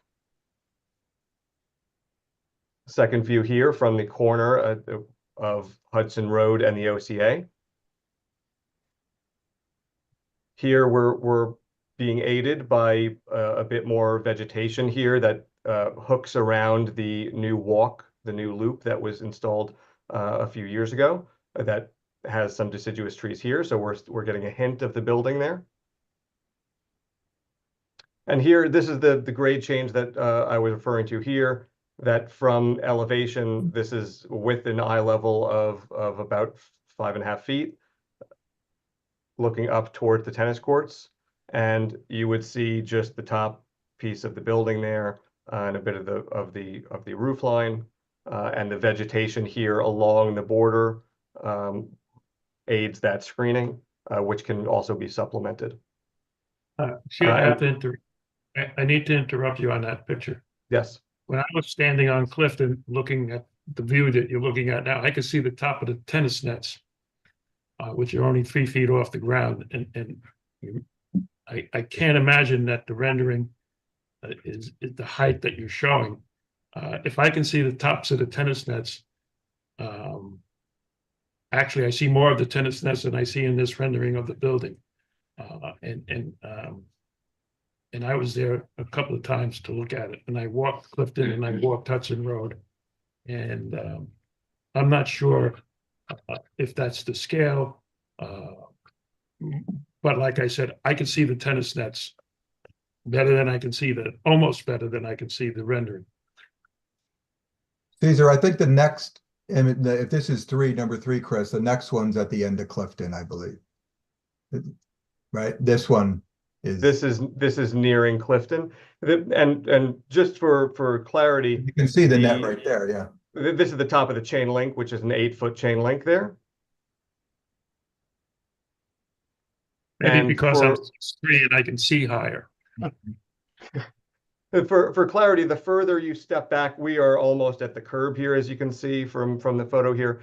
And the rendering is placed at edge of pavement. So the closer you are to the toe of the slope, the more that angle will impact the rendering. The further you are back, even if you're on the other side of this road, that will be aid in that angle to see more of those courts. So I Absolutely. mean, we can look into how that is affected if we walk down Clifton. And here again, But I was there this afternoon, and I'm not sure, so where you come down Hudson Road West, and there's a cutout where it says you can't Right, yeah. park, I parked the car there. Yeah, so, When I parked there, I couldn't see the tennis net. I had to actually walk up the slope a little bit and then saw the again, the tennis net. closer you get to the toe of that slope, you're looking up, but if you walk up Clifton and turn around and look south from Further Clifton, back. you're further back and the Okay. angles, you can see the tennis nets. And I think, we wanted to talk to the board and get your input about supplementing the existing mature vegetation with some lower level evergreens to fill in and cut down those sight lines. But we didn't want to presume where that would be appropriate before we had a chance to really present it and get some input. Yeah, there's a need a mitigation plan. You're taking a lot of trees down, so a lot of trees have to go back up. Correct. As part of our tree city requirements. If you look at our tree code, you'll see there's it goes along the number of inches taken down should be about the same number of inches going up. And a lot of that can be used for precise locations with X's where the mitigation trees are going in, and they should afford screening from Clifton and screening when walks on the aqueduct. You got plenty of room for planting, and it should be in-depth planting, not a single row of Aphrodites or something. And you could discuss that with our landscape architect, Suzanne Nolan. Since you have to mitigate what you're taking down, there's a great opportunity to put that mitigation trees in places that have the most effect on screening the building. So agreed. We don't want to make any presumptions about that until we had a chance to have this conversation with the board. And Tom, I think you've gotten some feedback from the neighborhood as far as not screening the lawn area, correct?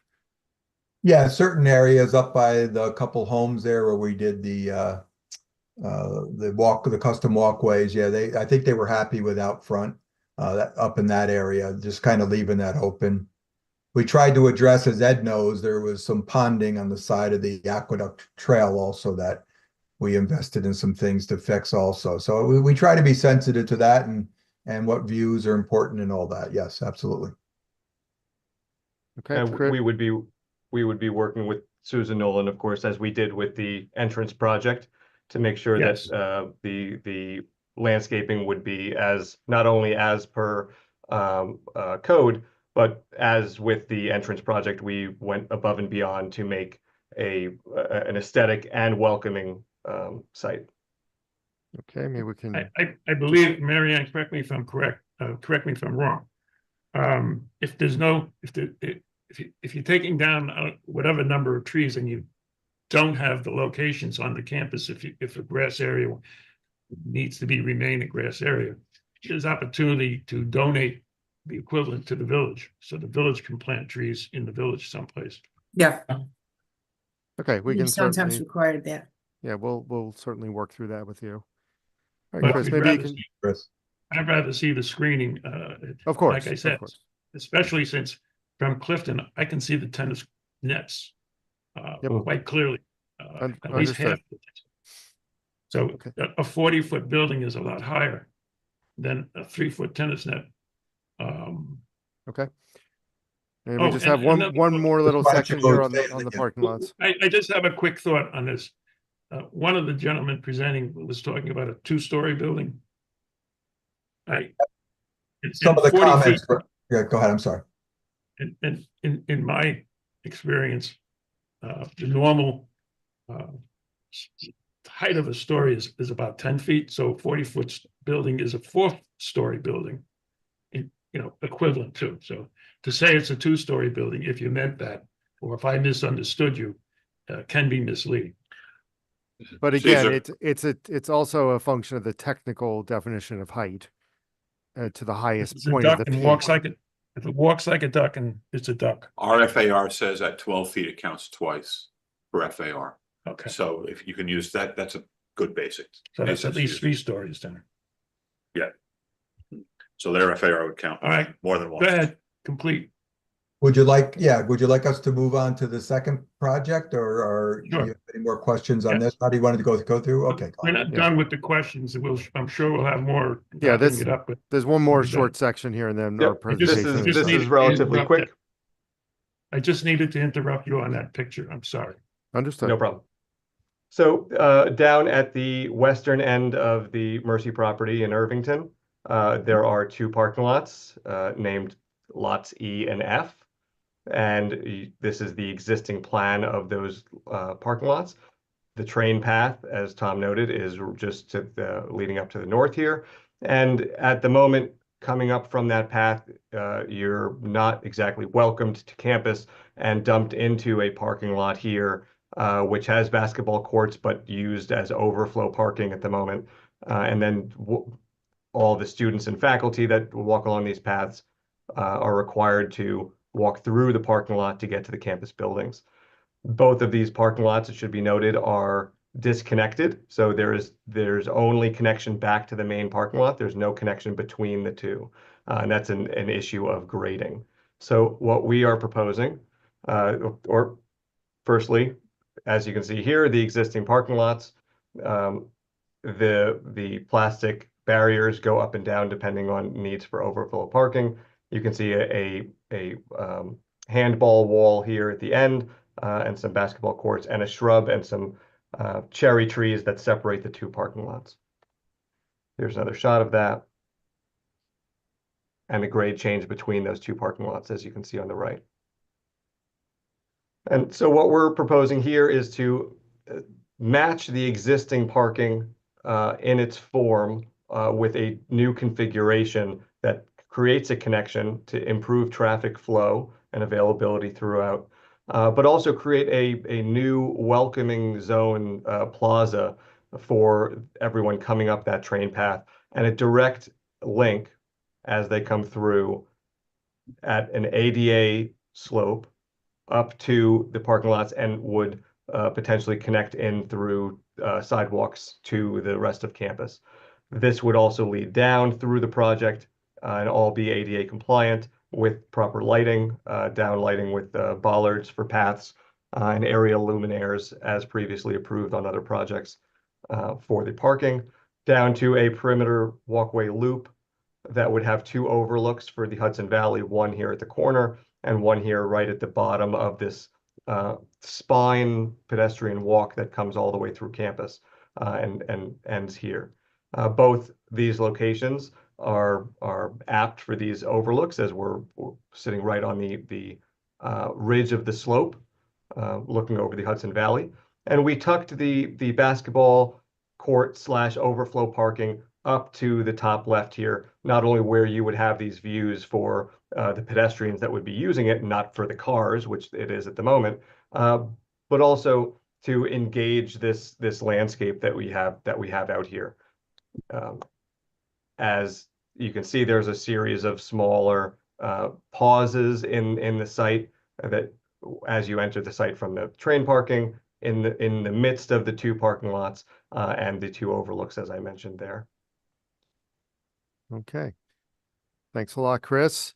So that is our presentation. We really want to take our time and address the issues that we heard from the neighborhood, as well as what we thought the board would want to hear. So we do appreciate your patience with our presentation. As you can see, a lot went into it, and we're happy to answer questions and engage in further discussion with the board as we move forward here. Okay, thank you very much. A couple of basic questions. The Ed, don't they need bar? No, calculation? I don't think so. I was gonna raise it. I know Doug has it in the memo. The FAR is for residences, for houses. Excuse me, I'm sorry. We never saw a memo from Doug, so it didn't Yeah, get to us. So- we just got it late today. Okay, we haven't seen it yet. You know what? I'll forward it to you, Seth. Thank you. So let's talk about the FAR offline, okay? Okay, Okay, fair enough. and the coverage needs work, right, Ed? The coverage needs work. Take a look at your last submission. We spent a lot of time on that coverage. To make sure that it includes everything that the last submission included. I'm sorry, when you say last submission, do you mean the last The project? front landscaping, yes. Okay, so it just needs further analysis or? There's some missing stuff in this new submission Okay, that was in the old submission. All right, so just to make it easier, so we're not chasing everything, just make sure all the existing stuff that's to remain, you captured in the last submission and this submission are the same. Yeah, Okay. I would like to see a section, a north-south section of the building that runs all the way down to the road in Clifton, with not a rendering, but an actual to scale section showing the elevations and from Clifton and to the top of the building in the elevation that you're going to present in that north-south section of the building, which would include Clifton and Hudson. So we can see the elevation differences for the project. okay. We can put that Ed, together. you wanted an east-west section? They just showed it. Okay. Oh, is that what you wanted? Yeah, Oh, okay. it wasn't in the submission. Yeah, we There's can include that. There's another sheet somewhere in your package that showed the stormwater system to the north west, so to speak. And that may be problematic if there's going to be plantings, screening plantings eventually with Susan Nolan's input. Obviously, you can't plant a tree on top of a stormwater system. So you need to look into that. That would Maybe be that would be located in the center of the lawn there, but we can clarify that with where those plantings would go to show that it would not be in conflict. Well, it may be in conflict if appropriate location for screening purposes is on top of your stormwater system, it creates a problem. So, well, you can work on it. No problem. Okay. Ed, did you have issues with the sewer and water? No, I don't have issues. I have questions. Yes, and the questions are? The questions are to confirm that the utilities are sufficient in the street that you're connecting into. Okay. So capacity essentially. Capacity, yeah, that's a lot of fixtures. Okay. Did we get clarified if it's a 6-inch sewer or an 8-inch sewer? We don't know. But it's a lot of small sewers in the area. We don't think it's an 8. It's the problem. But they'll work it out with Jim and have their engineers look at it. Okay, so that's a question about the size of the sewer in Hudson. Right. If they're connecting into Hudson. You mentioned lighting, and I guess you're gonna do the sky safe lighting. What do you call it? Dark Dark sky. sky. Dark sky compliant. Oh, is the building have seating capacity for events or not? No, it does not have fixed seating or bleachers of any type.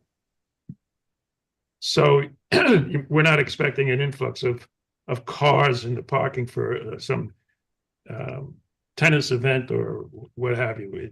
There's no place to sit.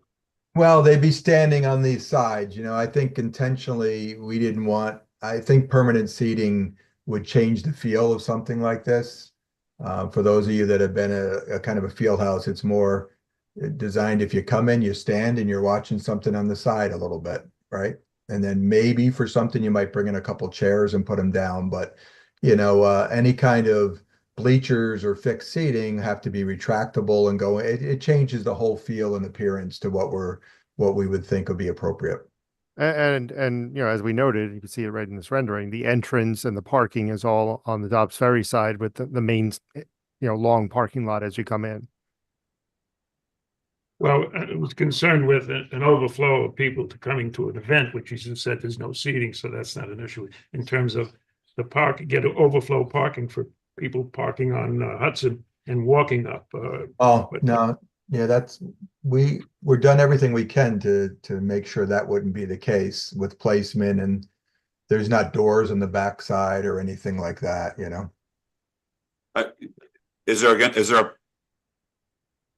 There needs to be a document that shows if there's going to be an increase of parking required for this project. You are adding square footage to the property. There's got to be a parking analysis that could be done to show that you have adequate parking for existing and proposed. Okay. All right, we'll have to look at that because there are hundreds of parking spaces on the campus, but we'll put that together. We want to make sure that no overflow winds up in the neighborhood. Yeah. And you're eliminating the existing gym? No, we originally, when I came, we had two gyms. One that was in Main Hall and one that was in Victory.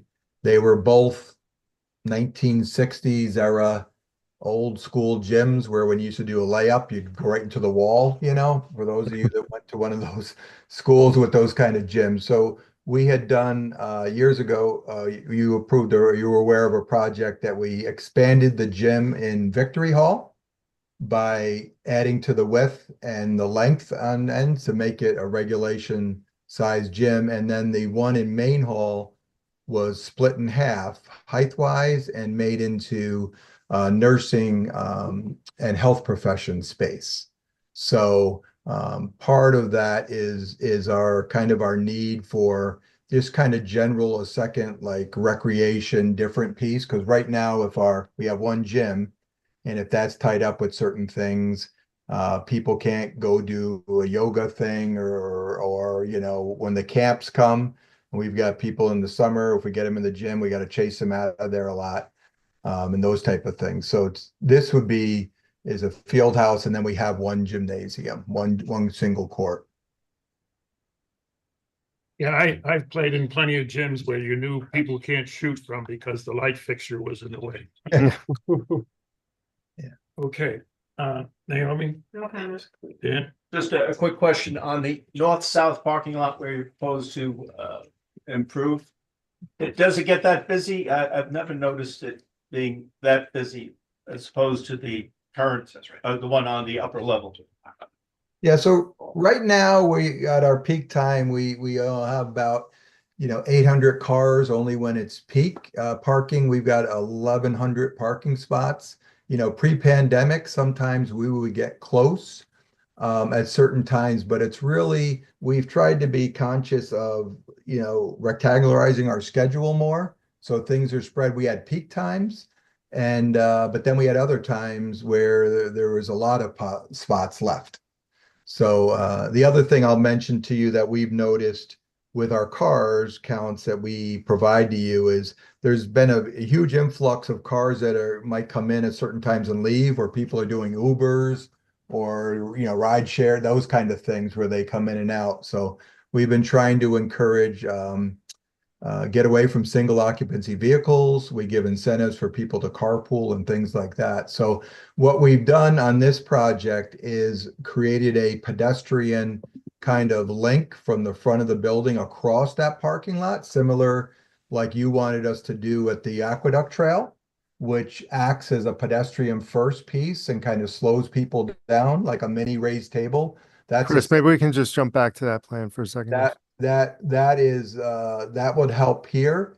And then the idea is the net parking, we tried to pick up those couple spots we were losing with you can see the area in the front here where we're trying to slow everything down. And that will be a feature we'll try to do in all sorts of spots along this big sheet draining parking lot, wherever we can possibly, to kind of slow people down. That's important to read pedestrian first coming across. Okay, thank you. Mike Smith. Will the field house be used at all for intercollegiate competition?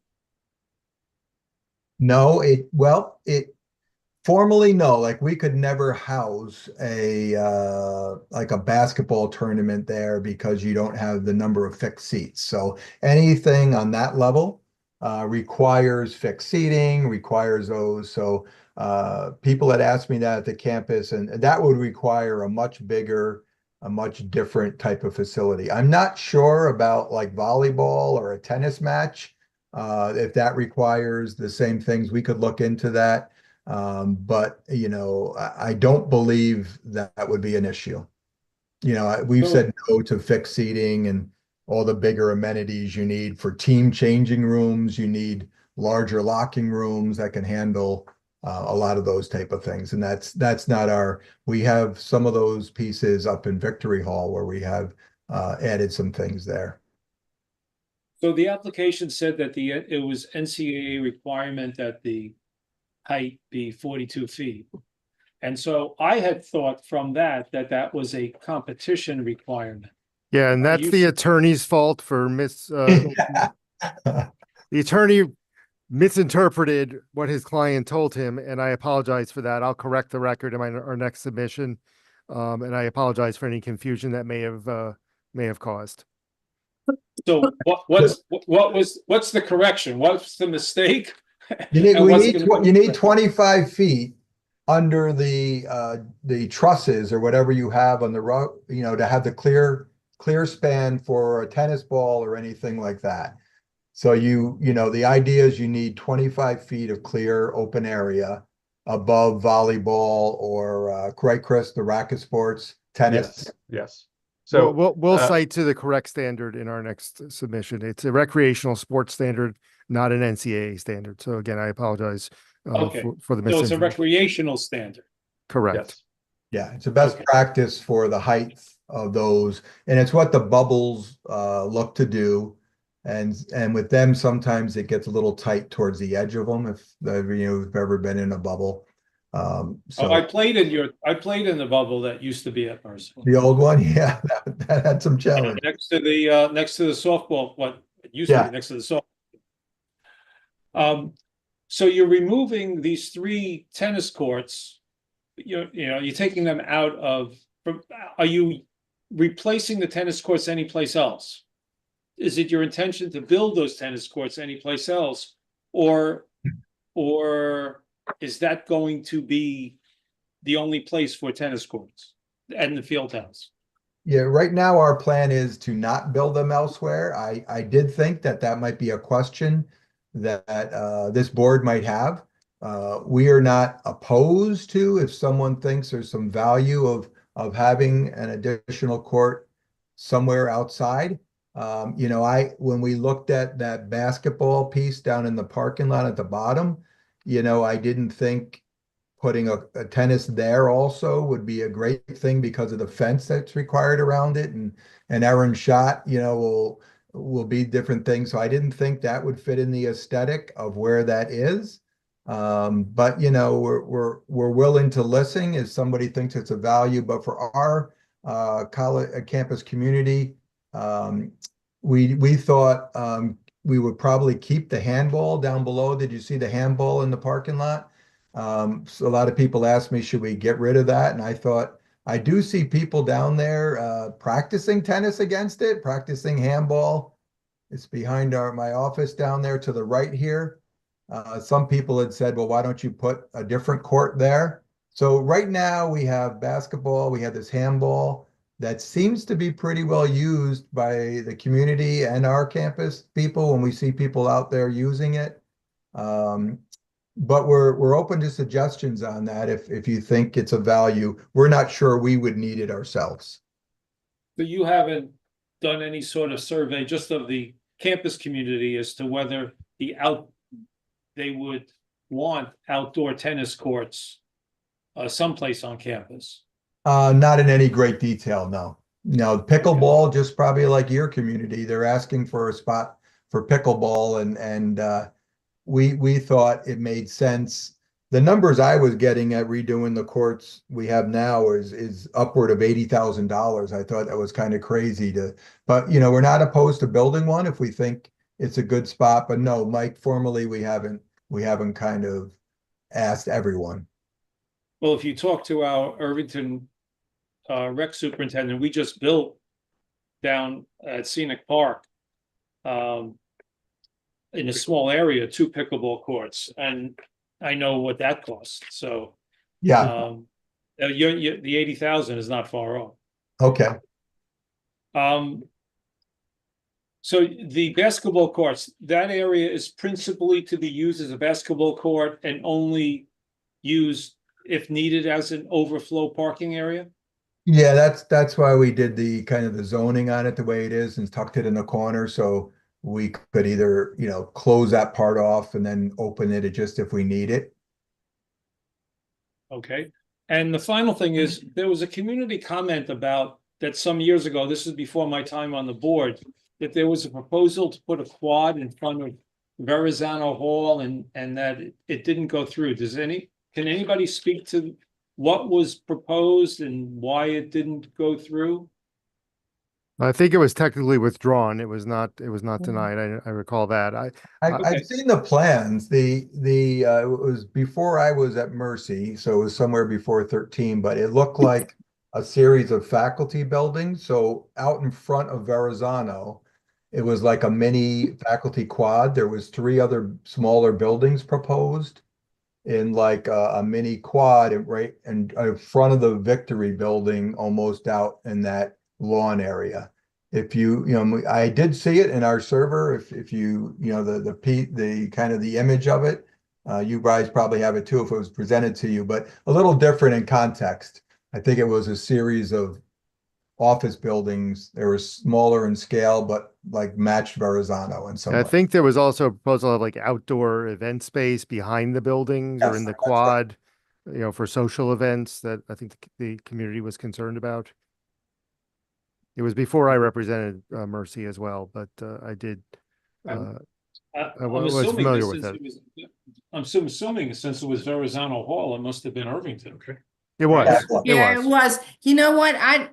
Unless Edward, I don't remember. I know I was representing the board at the time and I have my files downstairs. So if you want, Mike, I'll take a look at it and see what the story was. I may be able to dig something up too. I kind of remember it was there was a lot of community opposition and it was withdrawn, but I don't know if it was withdrawn because of the opposition or whatever. I think it could have been many, but anyway, Mike, I'll look in my files and let you know and let the board know. We can put them on for you. Do you remember, Ed? I remember the application. I don't remember. Yeah, that's right. I remember. We have the file.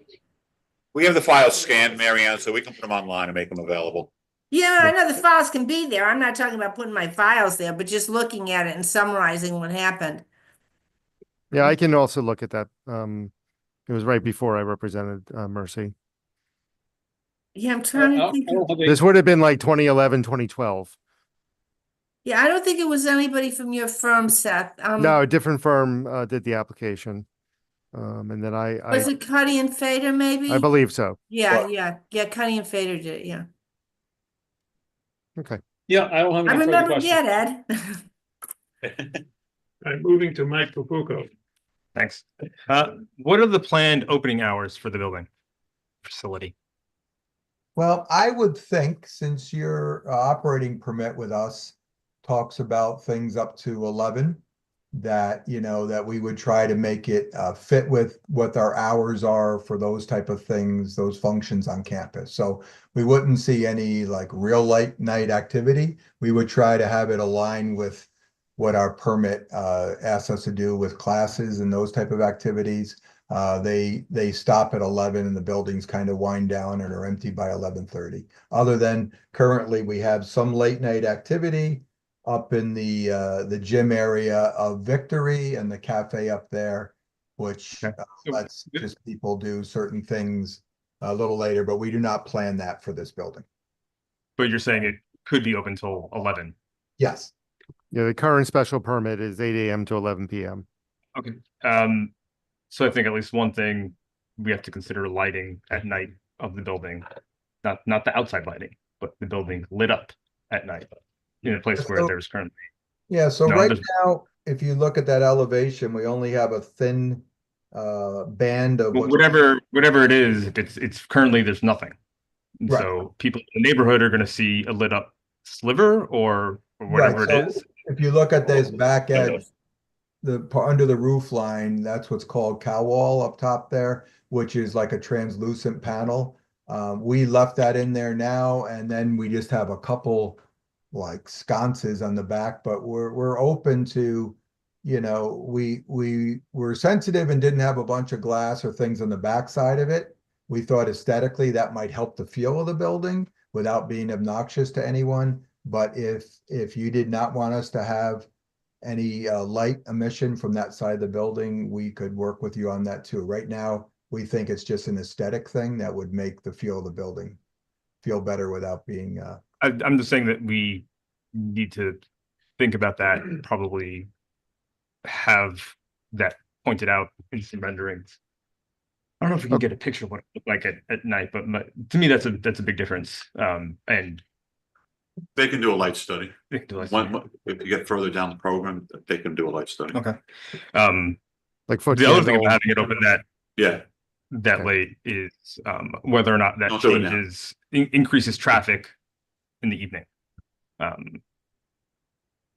My assumption would be, given the state of the current facilities that you explained as old, adding this new facility being open till 11 would potentially increase the amount of on-campus traffic until late at night.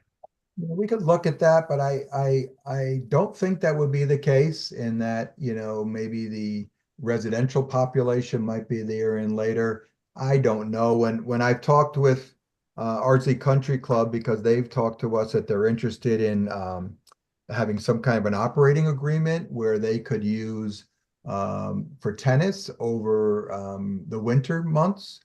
We've laughed a little bit about what they constitute as winter when they're telling me 5 months or 6 months. We looked at those times, but you know, I don't know. I don't think Mercy, you know, would have a huge amount of traffic that would be increased by the use of this. I think students coming for classes, most of our students are commuters.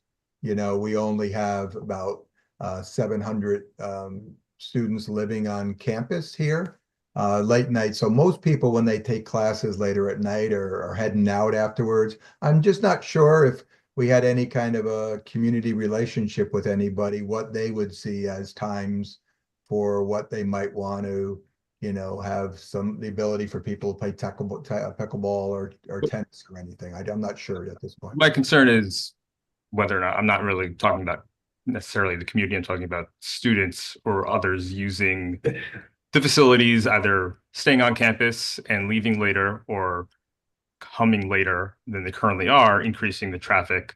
Mostly concerned, because I happen to live there, with the traffic through traffic on Langdon is already enough of an issue. Increasing the amount of traffic late at night with people speeding through there would be a big issue. All right, we'll take a look at, I think we hear you. We'll take a look at that issue. Okay. I think, I don't know, Caesar, you mentioned the views and getting renderings. I think it would be beneficial to do something similar to how we do the view preservation, where we have actual photos and get the rendering in the actual photo. Yeah, well, the rendering to scale. We've had this in other submissions where they put the building up in a stick fashion to scale, not just an artist rendering. In other words, standing on Clifton where I might have been standing, take a picture and then pencil in the actual building to scale so we can see if that's what you mean. Yeah, because also I think one that provides everyone in the community a much better perspective on what it's going to look like.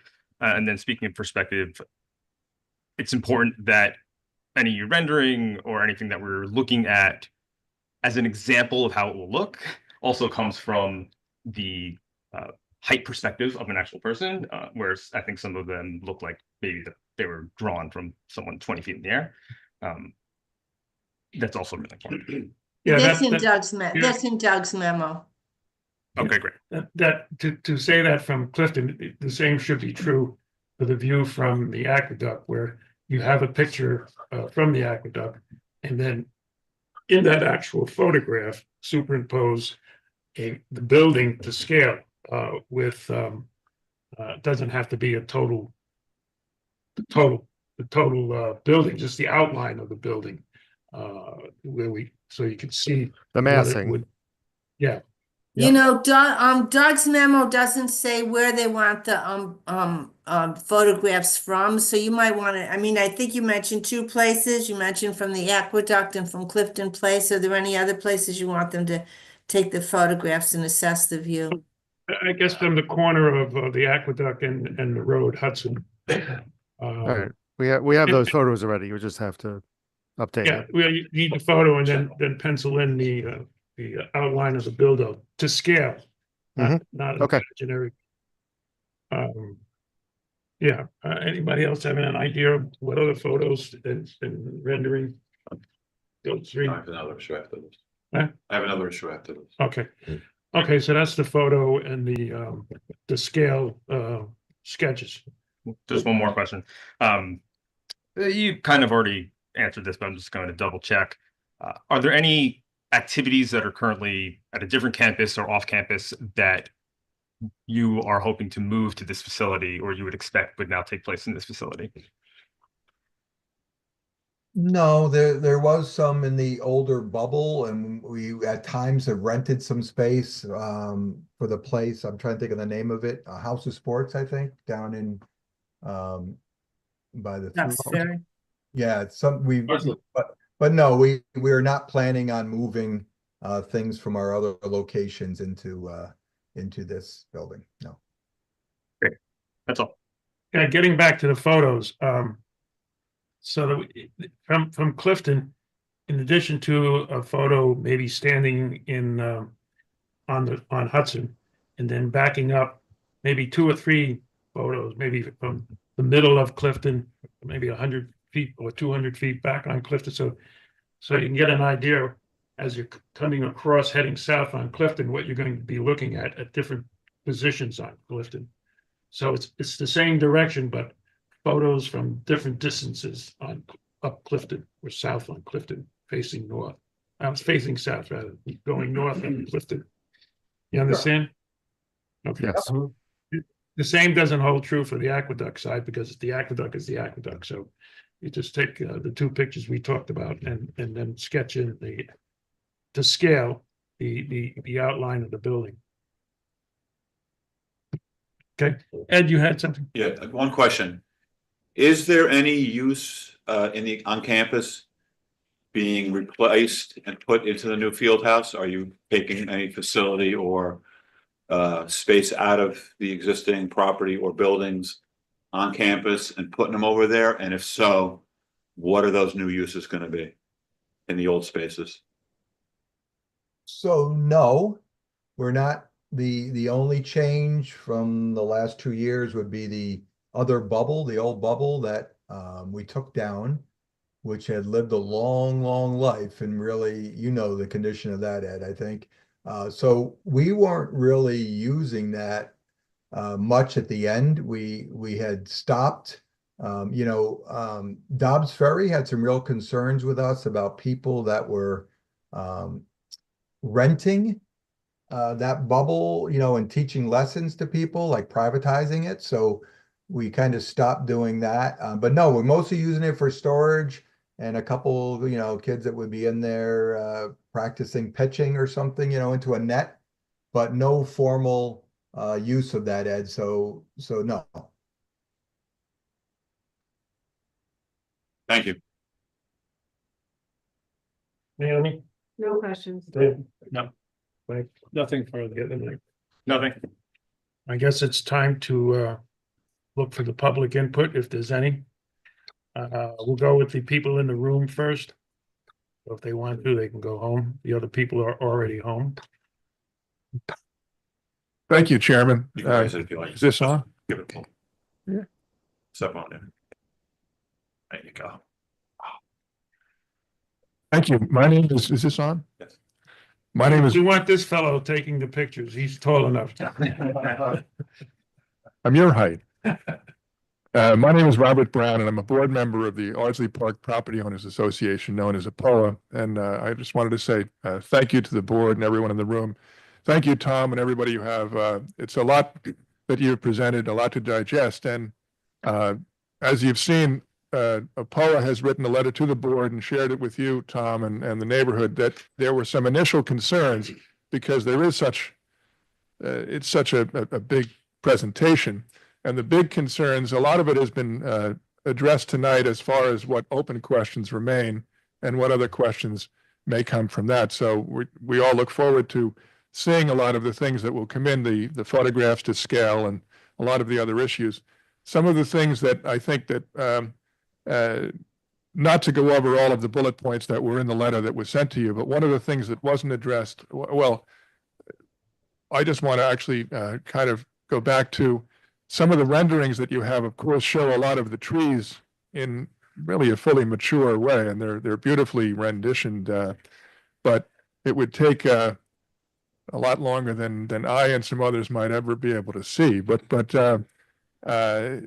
the trees that are there, there's a great concern about the park-like structure that currently exists, and a lot of the very fully mature trees that you even said run about 70 or 80 feet tall. They'd have to come out. And I think on one of your renderings, one of the buildings cuts right through. There's a whole line. There's a good strip of those evergreens that really are quite beautiful from what I think in the history of time might have even been part of the golf course of Ardsley Country Club way back. But the taking out of those then lends into the question of the replacement, which then feeds into also the questions of the screening. And so I think a lot of this has been raised, but it goes to the concerns that have been raised by just people on the initial looking at a lot of these renderings, the proposition or the whole project itself, as well as then some of the other questions that were raised this evening from the board, as well as what light pollution might be indeed at nighttime. I think a good point was raised is that with such an attractive facility for the campus, it would increase traffic just naturally. I mean, it would be a new outpost for people to go to and take advantage of.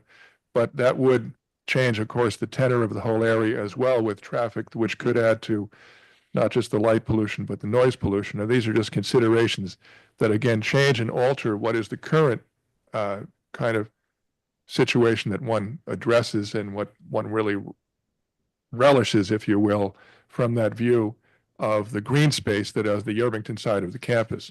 And so I just wanted to stand up to say on behalf of APOA, these were questions that were raised, we've shared with you, and we look forward to the continued process that we all go through before the planning board. I think one of the point that wasn't raised on a rendering, that looked like there was a side road cut through for the very practical concern of construction time. Where would the vehicles be and where would the construction go? How long would the construction take? Because it looked as though this cut through goes right to Hudson Road West, which itself is the only egress from the train station. So you have not only the train traffic, but school buses, because it's a horseshoe that goes down on one side and sweeps right around up to Hudson West to go out to Broadway. It's another concern that just, I think, needs to be addressed. I don't know that it was, but from looking at one of the pictures that wasn't, I don't know that I saw it tonight, but I think it's in the overall, that there seemed to be a shaded area that cut over to Hudson Road West. And it wasn't the little road that goes up that's chained off where you may have parked when you were by Clifton, as if to go to the old entrance to Verrazano. It looked like it was something else. Just another concern or consideration that I raised that should be addressed in an overall as to traffic safety itself, what impact and effect that would have on the neighbors certainly living on that street there. Beyond that, again, I think that the other questions were raised as to the height, the question of the height variance, and I won't try to go over everything else again, but thank you very much. I appreciate everyone's time. Thank you. You raised some interesting things that we didn't cover. Construction of this size is probably going to require some temporary construction buildings and parking areas for construction crews. And we'd like to see that, where that's going to be. The temporary shanty engineering building, or whatever you want to call it. There's always a building or two and parking for the workers.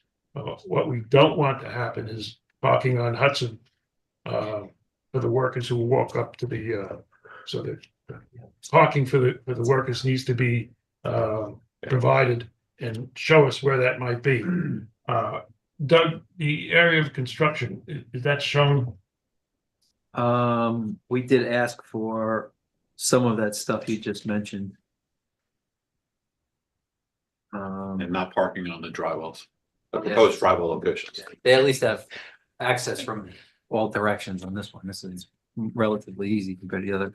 But yeah, we do have some of that stuff. Okay. And if you heard an earlier presentation, any construction vehicles, activities, front end loaders or backhoes shouldn't be driving over your proposed stormwater disposal system, because then you'll have to go back and figure out the compaction and possibly move it because you compacted the hell out of it. I'll send over our memo too. Okay. Tomorrow morning. Yeah, we have seen construction shanties, they have to come. It can be an issue, and the parking of construction workers can be an issue. So something has to be done, and you probably have to use up some existing parking to designate it for the workers, and have a temporary place to store your backhoes or whatever you need to build with. Okay. Ann? You sat through this? I wasn't going to, but I will. You couldn't resist my, now we have to lower the mic. Thank you. My name is Ann Myers. I'm a resident of Irvington for 45 years. I live on Bertha Place, and this proposal is in direct light of our site, from our home, from our upstairs. So obviously we have concern. The letter that I wrote to the board emphasizes that, in my opinion, in my husband's opinion, we feel this corridor along Hudson Road should be kept natural and green, as they have attempted to do with the Broadway Garden and previous decisions they've made. Now, I'm a little confused because the operative word here in the presentation was sensitive. Yeah. Be sensitive to the neighborhood. And I find it a little confusing to see that they're proposing constructing a sizable multi-story building in place of a natural buffer, for one. The existing courts, although they may not be used, they fit well into the environment and actually are used. The second thing is that I'm happy that you're focusing on the renderings and the landscaping for two reasons. One, I would assume that the construction will require taking down all the evergreens that are a grove that encircles these courts. And to restore, I mean, they've referred to perhaps the other trees that are 80 feet tall. They're probably not evergreen, but it'll be a long time before we can recreate a grove like that, even if they provide some landscaping. And thirdly, in my experience over the years, because we look directly on the driveway with the lights and the sound and the movement until 11 o'clock at night, generally they've done a very poor job at screening. I mean, they've created berms, there are no tall trees, there's no screening really for the traffic going in and out. So I hope that you will pay attention to that if you give serious consideration to this construction. But as I say, it would be nice to keep it as a green buffer. In the discussion, I'm confused as to whether there's any curricular or truly well-defined extracurricular activity that they propose to have in this field house. The only clear idea was that they might use it as indoor space for the summer camp. And in my view, for Mercy University, that doesn't justify the impact of this project on the neighborhood and on the village. Maybe they have, more specific ideas, but they haven't been presented thus far. So that summarizes how I Thank you feel very about the much. project at this point, but thank you. She raised a good point. Headlights, maybe some low, you could talk to Suzanne, some low shrubs to minimize headlights coming off campus, because that can be disturbing. And like I said, you're taking down quite a few trees, and there may not be room to satisfy, once you satisfy the screening for the building up close, you may need to replace more stuff. And one of the areas where you might replace more stuff than the building is along the driveway to screen existing headlights. Just a thought. Okay, do we have anybody on Zoom? Oh, and yes, there was several letters I should mention. Ann Myers was one of them. Nia Sykes, I think I said that correct. And I don't recall the other letters. There was 2 or 3 other letters. Yes, there's Alex McLaughlin raising their hand.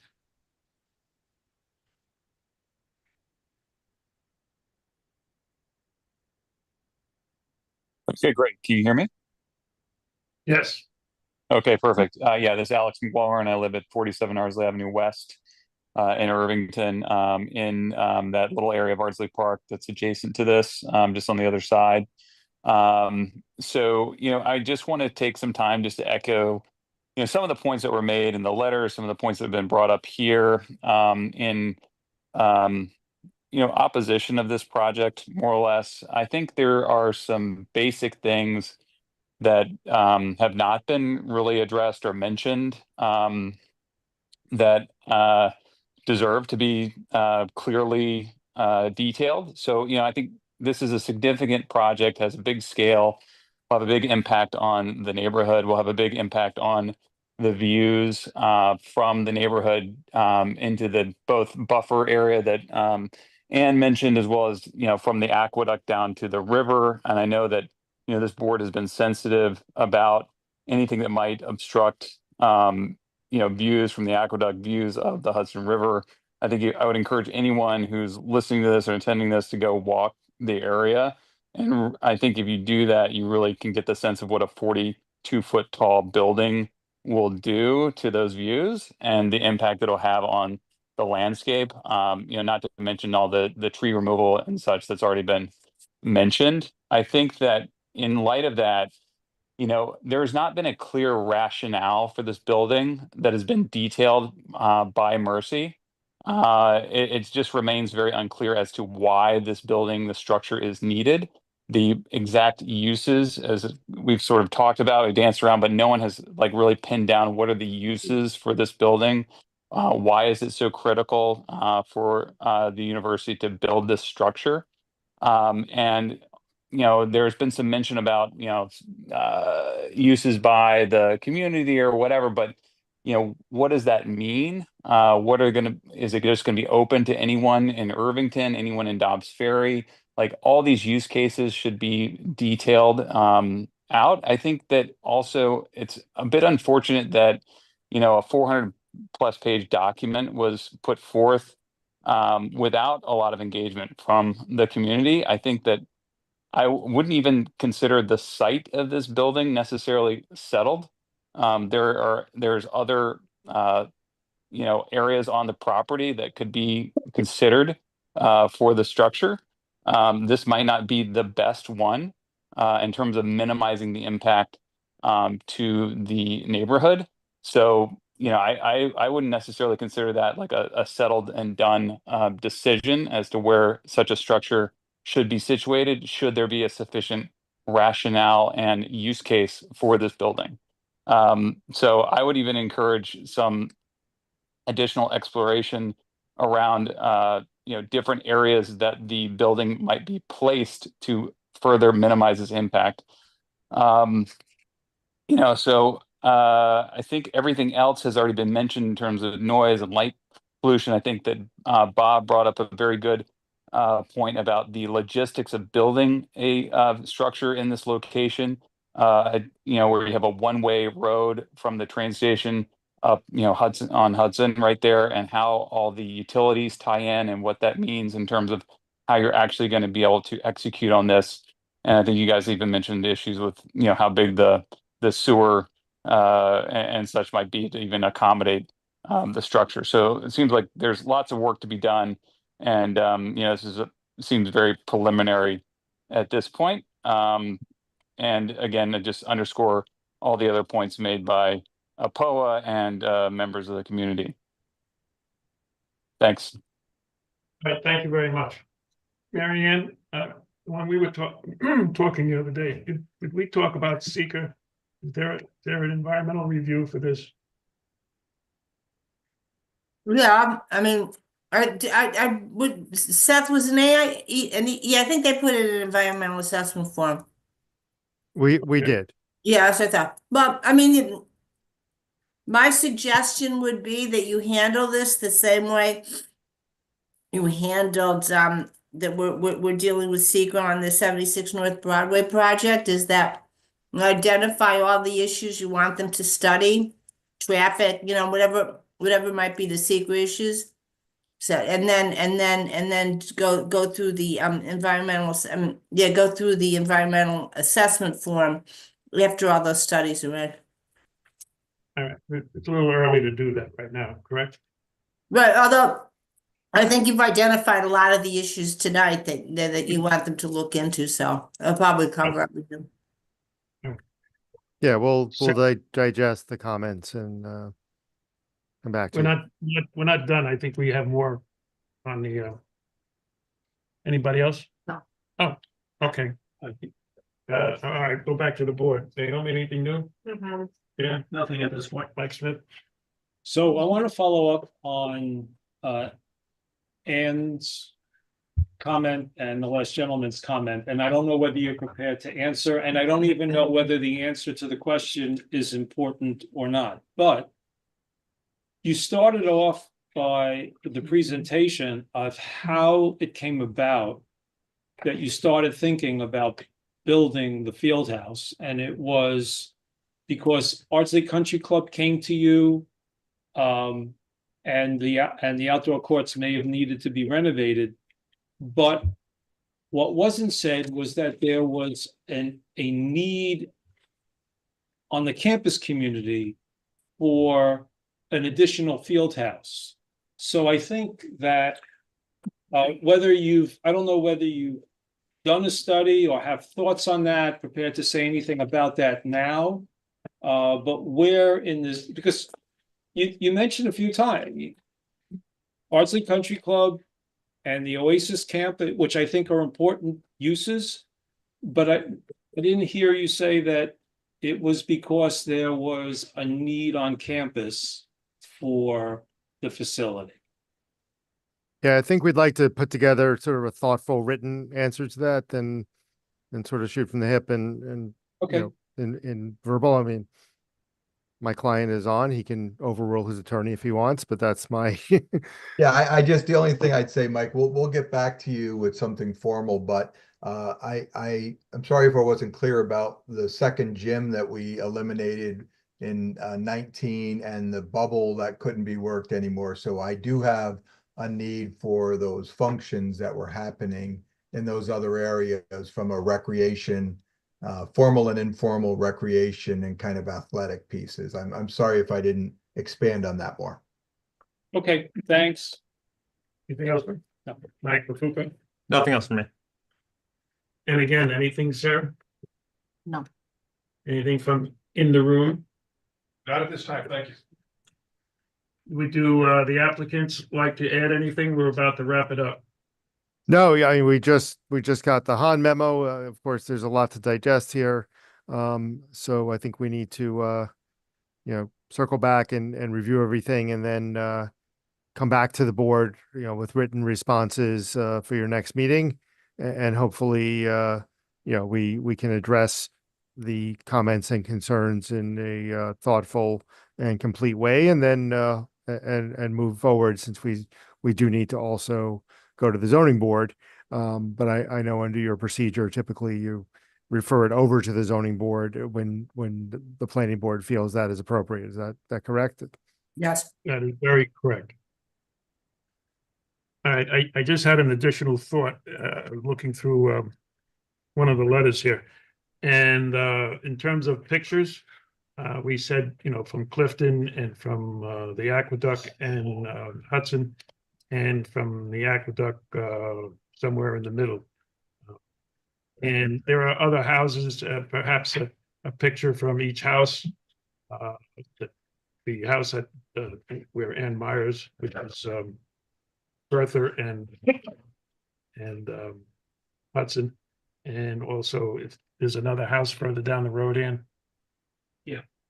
Did- I did- think is you that- received a letter from the owner of the house at the corner of Broadway. The Roberts. Oh, okay, from further up the road, east of, Well, there's one Hudson, Um, and I think that's the Robert, isn't I it? don't know whether they're Hudson or Bertha Place, but the Roberts, ourselves, the Leamys. the house east of Bertha. I'm sorry, it's very hard to see who's speaking on the tiny little yeah. Zoom box. You have to come up to the microphone. We're just doing some geography work, from the Yes. house east of Bertha and from the house west of Bertha. And to be clear, we're not taking photos from people's private residences. You're talking They about go right on the curb. the road in front of, publicly accessible Yeah, right, views. correct. Yeah, respectfully, I don't believe it's warranted to take a photo in front of every single home. I think we'll do a representative from publicly accessible viewpoints. As I believe seeker, No, anticipates. without sounding too authoritative. There's only 4 or 5 houses. That's, We do Understood. the requ- Yeah, we'll give you a map or something. Maybe Ed, you can help us out, or Caesar, or just put Yeah. some dots where you're When thinking. you meet, Yeah. when you meet on the coverage and the other stuff, you could, Ed, you go over the photographs. I'll take care of it. Thank you. Can rely on you all the time. I'll take care of it. I'll make sure it's not too much. Okay. Okay, thank you. Anything else to add from the applicant? Nope, not at this time. No, thanks for your time. We're done. The meeting, Thank- the Irving Planning Board meeting of April 2nd, 2025 is closed.